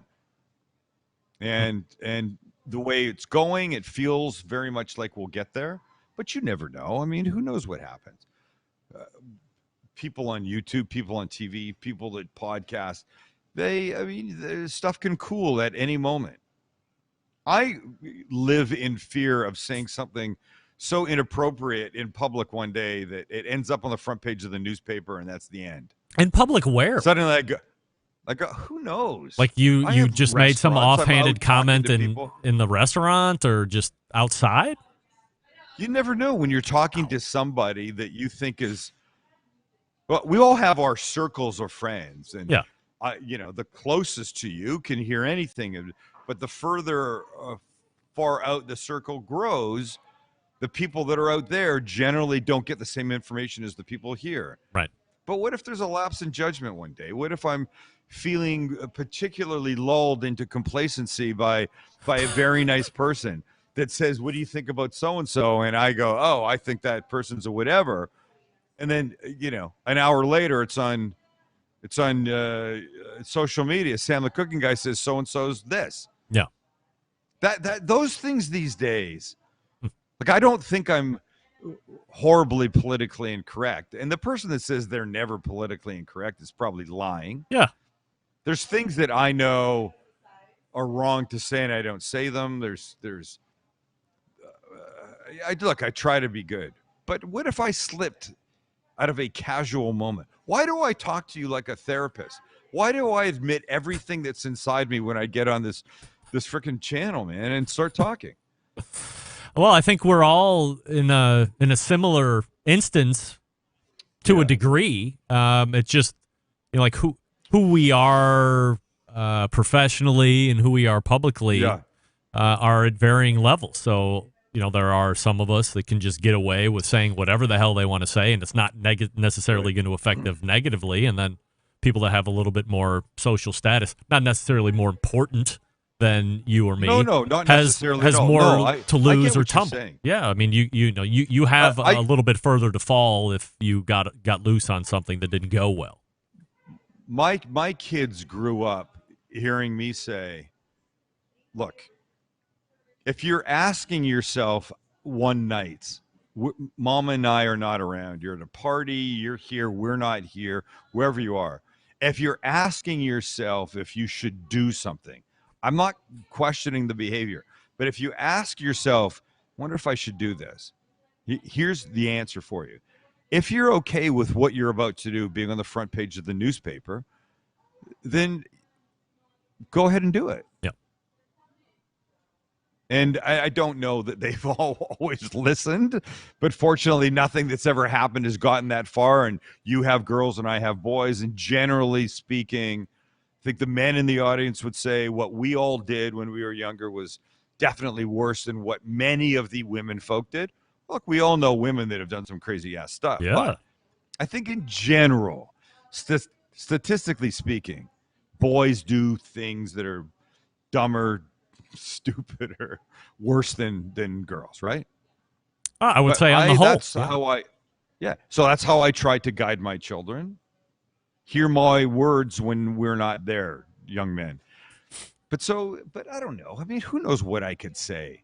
I could give my opinion about something, an honest opinion, to somebody that I don't know, and they could be like, oh, that's terrible. Look, somebody could just go online and make up a bunch of BS right now. Yes. And people would come a pointing. Sam, you said that.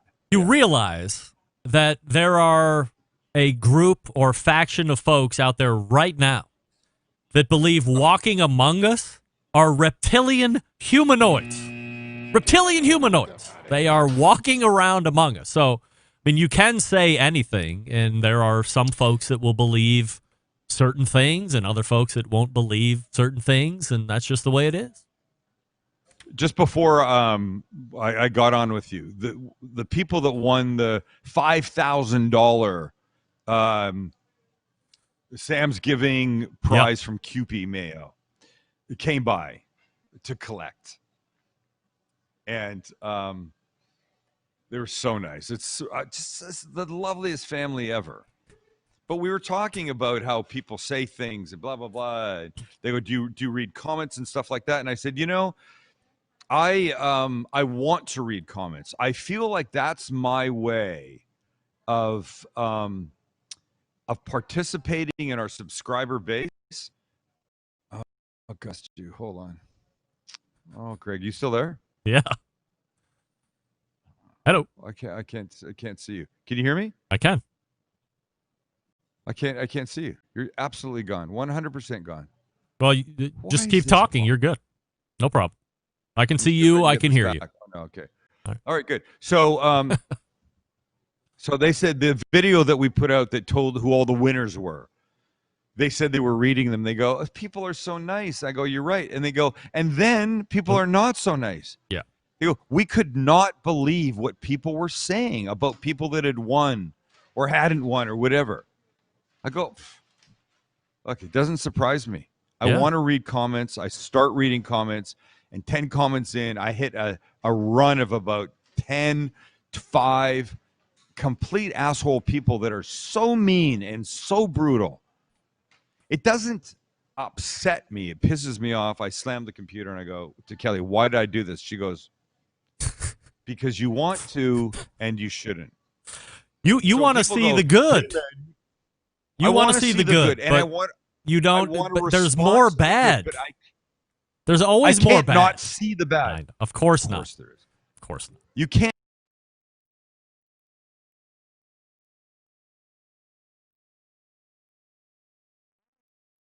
I think you muted yourself.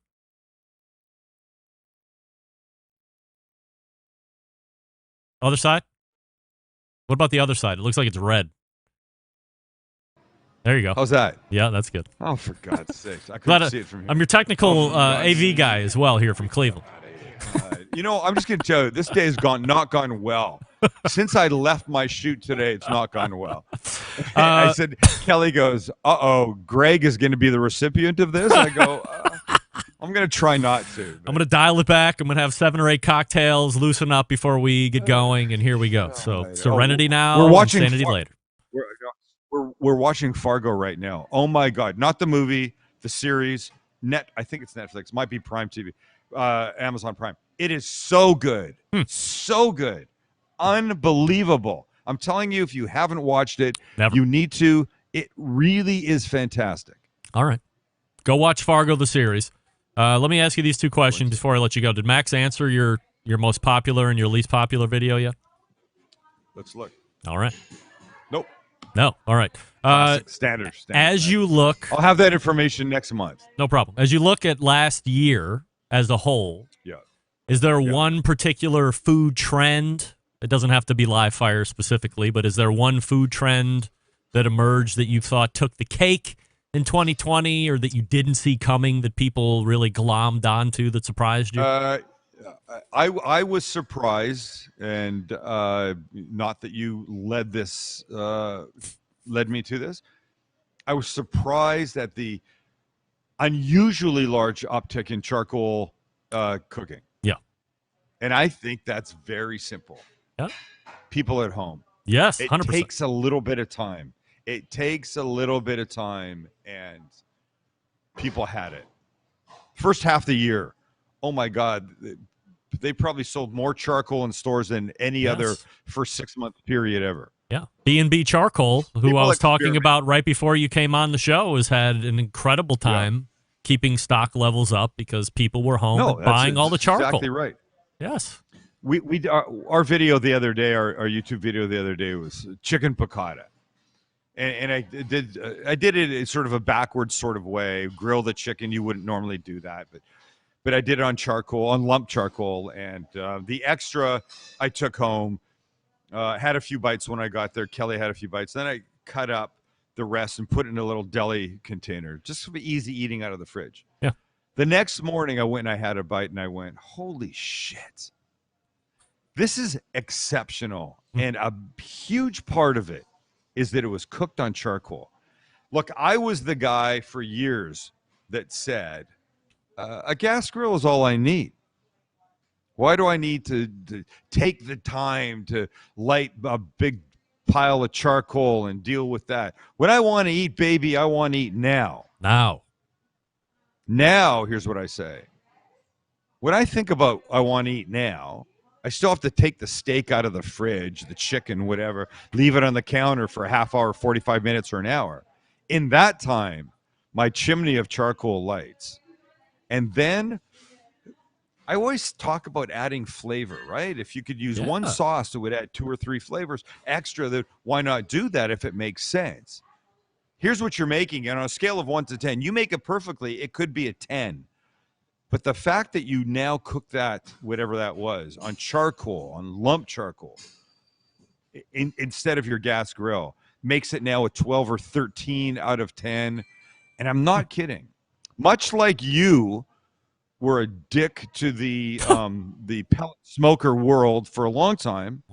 I was a dick to anything other than gas. And now, take it from me, ladies and gentlemen, I know what I'm talking about because I used to be that guy. I'm not that guy anymore. You need to get on the charcoal world if you're not. And I'm guessing most of the people are that watch you, but certainly there's going to be a handful that are. Certainly, there's going to be a handful. I'll help you. Don't worry about that. Pick up the money. Certainly, there will be a handful of people that will be like that watch you for you, like people watch me, but don't cook. People watch you, and they don't smoke, they don't grill, they don't light fire, that kind of thing. So, I'm telling you, figure it out. Looking into this year, do you want to make any prediction on what the trend of 2021 is going to be? I'm a really good Monday morning quarterbacker. I don't know that I like the trend to be more takeout. I know that's not answering your question, but take out more food. Help the little restaurants that need the help. They don't have the fat coffers to keep themselves going, that might not make it. And I would say that in general for anything right now. If you love a restaurant, you go, God, I hope they make it. You can help them make it by supporting them, by going there, by getting takeout. If it's a pizza place and you think, we're going to go help Gino's, we're going to get a pizza. I say this to you. Go help Gino's, but get 2 pizzas and freeze one. Yes. Just do that. Get them not to bake one. Look, take and bake is the way.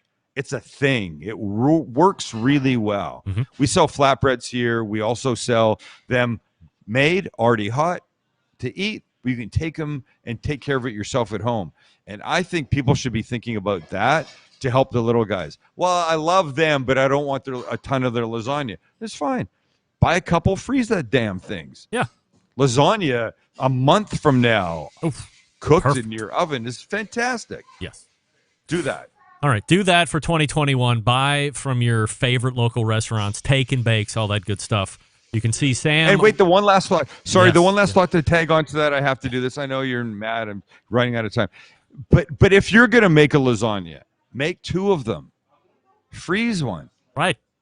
Just you can do this. International You leftovers. Can do this. Thank you. Unintentional, you idiot. Unintentional leftovers. That's right. Sam the Cooking Guy can be found right here on the first Tuesday of the month, and we will get the most popular and least viewed videos in February, along with probably some recipes that may or may not get you to the get down time on February 14th. Because believe it or not, Are you suggesting that I give people recipes that won't get them laid?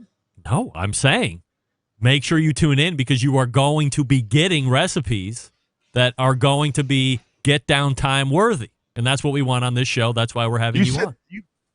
You said that might not get you to that get down time. I did not say that. Listen back. You know I'm going to listen back like tomorrow. Yes. Probably tonight now. No. Well, now, actually, you're right. I am going to listen tonight, and then I'll let you know immediately when I go back because it's 3 hours earlier than where you're at, right, so. because now I'm even questioning myself. You were so sure. Yeah, I'm pretty sure that I'm a wordsmith of high level. So we'll see who's right in like an hour, and then we'll just take it from there. Sam the Cooking Guy can be found right here on the first Tuesday of the month. You can find him on YouTube producing great food videos 3 times a week. For crying out loud, and we'll see if he gets to 3 million subscribers by August. Sam, always appreciate the time. Thanks, buddy. See you, man. You got it. There he is. Sam the Cooking Guy. Right there, and sounding great. So, hey, regular guest, if Sam has inspired you, I can give you a link to the exact microphone that he has. It's an XLR microphone. It's also a USB microphone. He's a Mac guy, and it plugs right into his Mac. It also comes with a normal USB cable that you can go into like a PC. So it's ready to rock and roll. I can tell you that. All right. I'll talk to you quickly about Southside Market Barbecue before we close it out with Mike Mills tonight. And remembering him, established in 1882, Southside can be on your menu or in your operating facility. It's been owned and operated by the same family for 3 generations. Premium Central Texas barbecue products, slow smoked over real wood, shipping, distributing, and manufacturing sausages for companies across the U.S., from food trucks to multi-chain restaurants. Southside sausage can be on your menu as well. Meats are processed in the on-site USDA-inspected facility, shipping nationwide via FedEx and food service distribution like Sysco, U.S. Foods, and Martin Foods. Co-packaging capable for research and development completion. We can follow your recipe or help you develop something brand spanking new. Private label opportunities are also available. Visit SouthsideMarket.com for more information. 10% off your online orders at SouthsideMarket.com when you use promo code BBQ Central. That's BBQ CENTRAL. Promo code BBQ Central for 10% off your entire order at SouthsideMarket.com. We are back to remember the legend. Stick around. We'll be right back. You're listening to the #1 most downloaded barbecue and grilling podcast anywhere. The BBQ Central Show.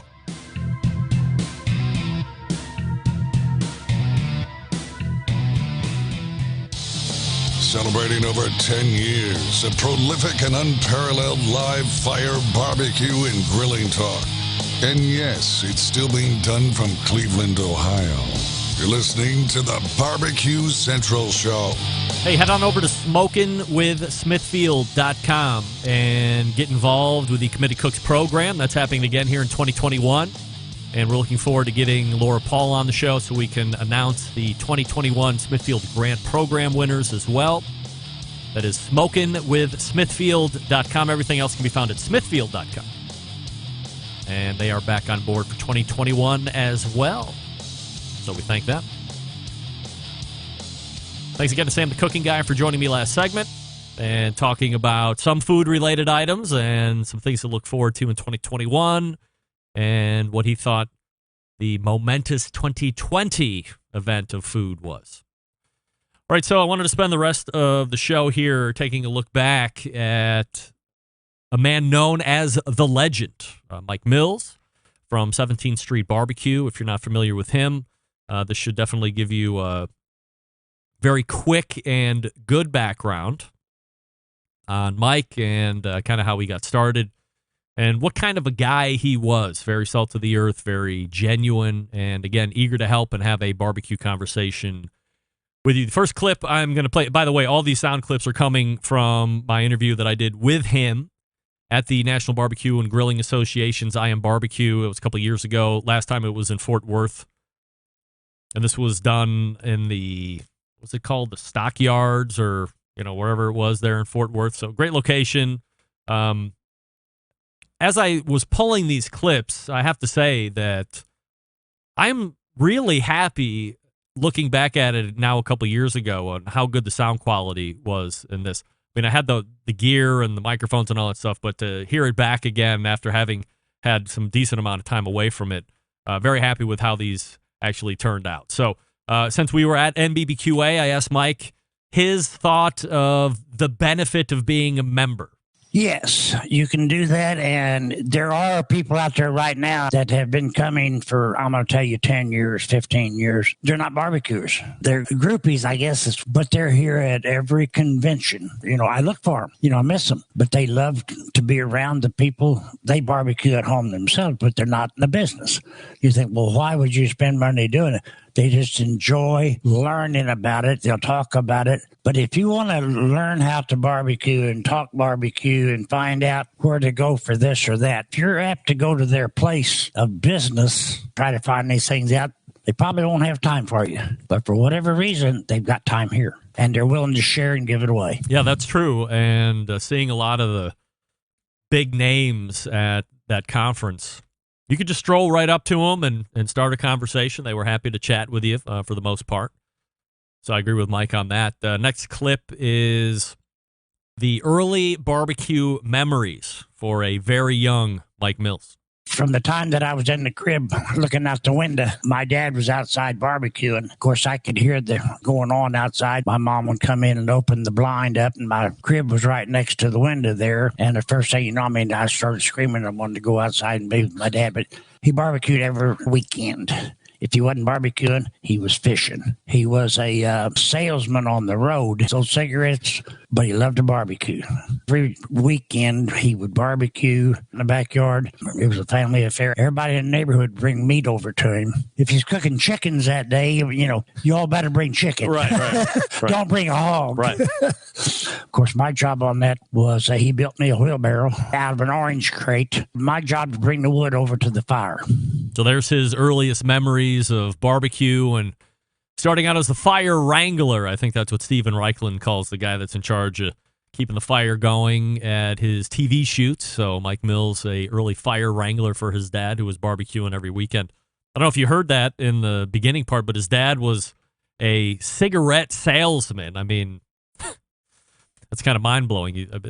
Is that even a thing anymore? Are people selling cigarettes? But his dad was a traveling cigarette salesman.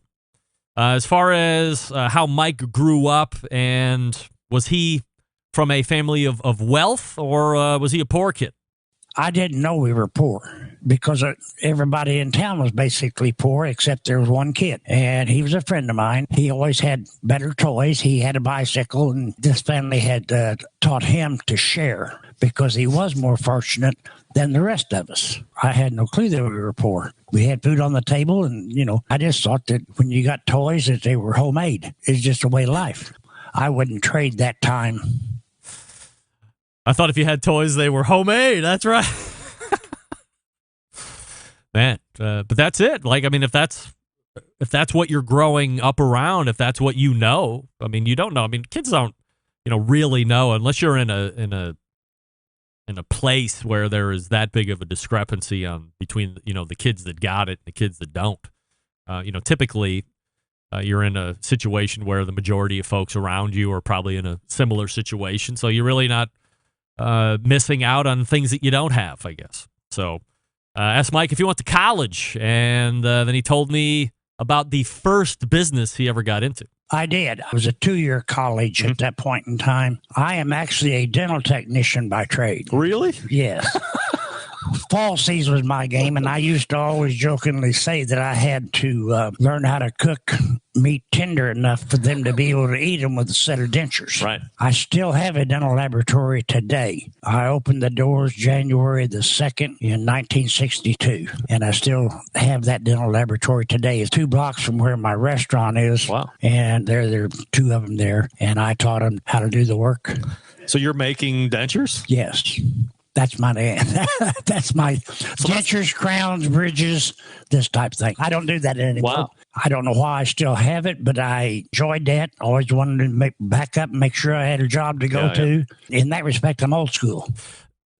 Out of the whole visit down there, I would say that hearing Mike Mills and watching him sitting across from the legend and telling me that his main business out of the gate was falsies, and that 40 years later, 50 years later, he still had the business that's 2 blocks from where 17th Street is in Murfreesboro, and he still has 2 people that he trained running that business just in case things go south. I mean, that was probably the most revealing portion of any segment that I did. And I did 3 live shows, 3 hours at a clip. That was probably the most revealing portion of any show during that stretch. Then we talked about opening 17th Street. I opened 17th Street in 1985. I did that, as I said, it's 2 blocks away from my dental laboratory. Mm-hmm. So I would go down and have a cup of coffee, and the bar had a drive-up window. And it was a barbecue place before. And that was one of the reasons I had a barbecue pit. And that was one of the reasons that I wanted that particular place. So was it just your idea to say, hey, this place is existing. I've always wanted to get into the business side of the barbecue, and I'm going to buy that? Or were you encouraged to do it? I was in the bar business, and I knew that place, I was there to sell beer. That was my whole intention. But at the same time, I could do barbecue. That was my passion. Mm-hmm. Of course, I was still running a dental laboratory at that point in time. It wasn't until 1995 that I quit. I went into the barbecue business, and I switched over to food business. Instead of trying to be a bar. And then, of course, that goes into opening 17th Street, and then putting that barbecue competition team together with another legend, Pat Burke, that Malcolm had referenced earlier when we were talking in that first interview segment in the first hour of the show this evening. In 1989, we decided to put a barbecue team together and go out on the circuit and convince these other teams to come to Murfreesboro. Mm-hmm. I went around town and got some of the business people to help promote this thing, and because to be honest with you, I had no money. I was operating on the come. Shoestring, right? Yes, Even though I owned the place, I was chief cook and bottle washer at the same time. Like I said, we started the barbecue team and went out and ended up winning 4 world champions and 3 world grand champions in the 4 years running. And I knew we couldn't keep this up, so I said, we'll quit. On the high note, right? Let's go out on the high note. It took 18 years for somebody to tie my record. Yeah, and I think tying the record, if I'm not mistaken, and I apologize, was Myron Mixon. Might have been Chris Lilly, I guess, now that I think about it. But eventually, Myron and Chris both win more than 3. Myron ends up winning 4. Chris Lilly has 5 to date at this point. That's the most Memphis and Mays. But as Mike Mills said, 18 years it took for somebody else to get past the 3. And that was how the team came together. A unique story also that it was told was, I believe, in barbecue, Mike Mills was the only guy in the business that had Air Force One security clearance, and here's how that came about. Back in the 90s, 91 or 92, The president was coming to Murfreesboro. He was actually coming to Carbondale, Illinois, to the university, Southern Illinois University. And we had these guys that came in about 2 weeks ahead of time. Come to find out, they were part of the advanced security. Yeah. And they were checking out everything and all this. Somebody had brought them over to eat to a restaurant. And first thing you know, I got a call from a friend, and he said, "What have you done?" I said, "What do you mean?" He said, "I just got a call from the FBI that they were asking questions about you. What have you done?" And this was a businessman there in town. Yeah. Guy. Well, then come to find out, then as it all evolved and came around, they were checking me out to make sure that I wasn't crazy. Yeah, doing the whole vetting process. Yes. Yeah. He was going to come over and eat at the restaurant, but they didn't want me to tell everybody that he was coming. Obviously. And of course, all the people that were involved that was going to be on the plane and this type of thing, they all wanted barbecue. And they wanted ribs. They paid me for that, and then they took that food and they donated all of that. Then I provided the other food that I wanted to showcase and have there. And I might add, it was good. Yeah, I bet it was really good. And then he was coming over to the restaurant after the speech that he gave. On the way over, he got a call that he had to go back to the White House. That's when they were having some bad trouble in Bosnia. And then we ended up taking the food that we had out to the airport and put it on there. So he did not actually make it to the restaurant, but was headed there. I made him promise to come to my house to eat. Yeah. My house, was at some point in time. That never has happened, but something that did happen out of it was his private security. I did his wedding by way of mail. Sent ribs and all of everything. Wow. And made arrangements with a restaurant out there about how to warm it up and fix it. Yeah, which I thought was pretty cool. World famous 17th Street barbecue, and one of the president's security detail hired Mike to cater his wedding. So that was a pretty interesting story there. 2 more clips here before we call it an evening. Get one more read in and then call it a night. Getting into the Barbecue Hall of Fame for Mike Mills. What does that mean to him? Pinch me. Is this real? I had no clue, never ever thought about being the Barbecue Hall of Fame. I'm one of these individuals that I always just wanted to, whatever I did, I wanted to do the best that I could do, whether it happened to be barbecuing, and if it was something I couldn't do, I would either find out how to do it or refuse to do it. One or the other. I'm still kind of that way today. I'll either figure out how to do it and do it right. Which is the way you should do it, by the way, right? Well, yes.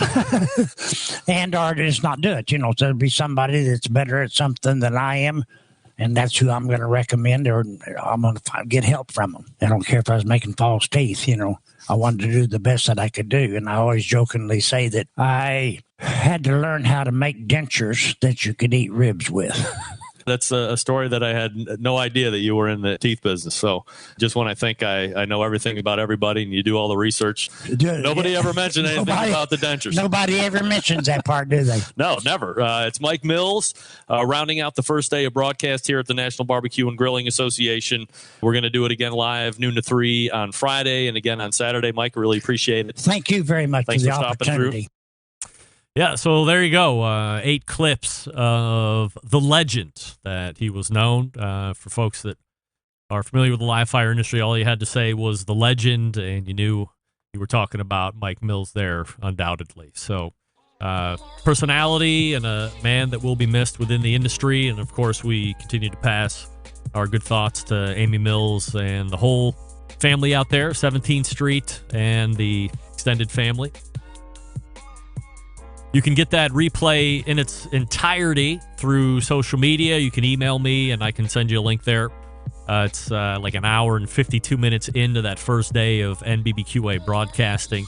Really great, interesting, probably, a good hour of content there that I had with Mike. So great to get him in. He was also on the show one other time when we were talking about moist cooking environments and dry cooking environments.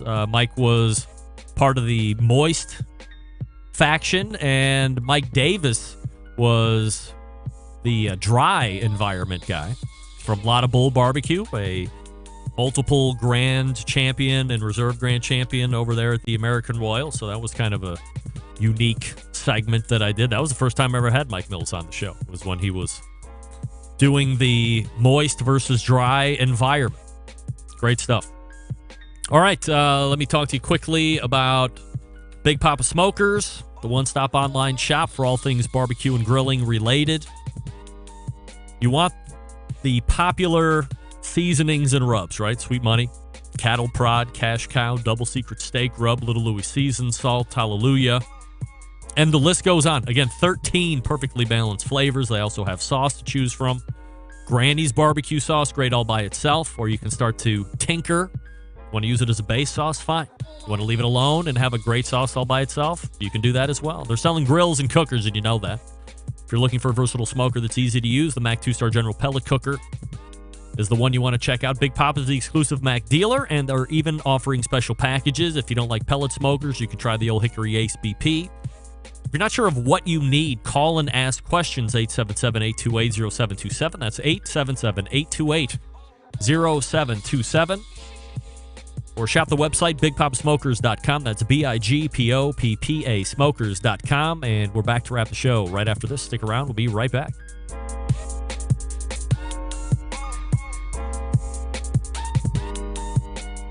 Whole packers, full racks, legs and thighs, injecting butts. If you've never heard this before, you might think you found the best XXX show ever. Let's get back to the most homoerotic host out there today, Greg Rempe. Hey, this portion of the show being brought to you by Vortic Watch Company, a new sponsor to the show, a small batch custom watch manufacturing and vintage restoration company located in northern Colorado. They take antique American pocket watches and turn them into wristwatches. Their mission? Preserve and enhance the legacy of manufacturing excellence in America. In order to do that, they combine traditional and cutting-edge technology to create unique quality, functional timepieces with exceptional value. Here's the coolest part. Each watch that Vortic makes is unique and one of a kind. Vortic, founded on the motto that America wasn't assembled, it was built. You can check them out at VorticWatches.com. That's VORTIC, VorticWatches.com. They're going to be making a watch a day. And here's the deal. If you're not a watch guy, okay, it's not going to interest you. I'm watch guy. We know that. They're going to be making a watch a day. So if you see what they're doing, if you buy into the concept and the process and how at one stage, and we're going to have RT on, who's one of the co-founders of Vortic, next week, and talk about this company. But I think it was like the late 1800s. America was a juggernaut in watch manufacturing, except it wasn't a wristwatch. These were pocket watches back then. And Vortic has now found the niche to blend the two. They're reclaiming the old vintage pocket watches that all have stories behind them, which makes them incredibly unique. I've told you about the Ball watch that I'm going to be making with them and how Ball originally started in Cleveland, Ohio, and how that's a tie back for me. So I'll be able to talk about the company, but then I have a personal connection to Ball because I'm from Cleveland as well. So I have another unique story to tell folks as I travel across the country. And, you know, nobody's traveling at the moment. But when I do again, I'll be able to tell that story when somebody asks me about that watch. Plus, I like the look and the eclecticness, is that a word, of these watches. So if you check them out, go to the website, go through the sold watches pages and see how they look. And if you dig that style, then you have to be on it, because when the watches go up, they all sell within the day. And just today, I got an email, and by the time I clicked on it, I think it was in my inbox for 15 minutes. That watch was gone. So if you like the style, you have to be on it, or you can contact them and give them some ideas on what you might be looking for and have them build you one. You can go from there. So I'm very excited to have them on board here. Once again, as being kind of a watch guy. I'm no like luxury watch guy, like, you know, Rolex and all that stuff, but we're spending $10 and $20 and $30 and $100,000 on watches. I don't know if I ever get to that point, but I don't, you know, I can see where investing in some of that, you know, holds both time and heirloom quality, and then something that you could go to the secondary market on if you needed to cash out and get money back out of it, as long as it's, kind of a certain watch, like an automatic, stuff like this. Anyway, we'll have RT on next week and talk about Vortic and all that great stuff. So that's going to do it here for the show this evening. First one in the bag is 2021 is rapidly coming to a close. We look back and thank Malcolm Reed for showing up in his usual spot, catching up with him as we missed him last month. And we talked with Darren Wilson from Fire and Water Cooking. Don't forget, if you go to fireandwatercooking.com, you can get his book in paperback and in hardcover on the website. If you get hardcover, he will autograph it for you. And a ton of info on barbecue, a ton of info on sous vide cooking, a ton of info on how you mix them together and get a good end product. And he said there were 40 recipes in that book as well. So if it's something you're looking to get into, maybe you've got a sous vide unit for the holiday seasons a couple weeks ago, this is a book you might want to consider utilizing so you're getting maximum benefit from it. And not just pigeonholing it into one way or the other.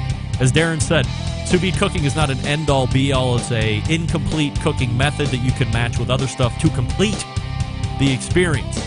48-hour brisket, medium rare brisket. He said it. Then we moved to the second hour, saying the cooking guy was in his usual spot, upgraded the sound, which I appreciate and adore. Once again, if you're a recurring guest and you want the link to the microphone that he got, I'm happy to give that to you. And I agree with Sam. You will be amazed at how often you then use it because you have it. Sounding great, too, by the way. Closing it out with a look back and a remembrance of the legend, Mike Mills from 17th Street Barbecue. Big show planned for you next week. Meathead is in. And we have RT from Vortic Watches, amongst others. September 11th, 2001. I will never forget. Until next Tuesday at 9 p.m. Eastern, this is your program host and proud U.S. American, Greg Rempe. Good night now.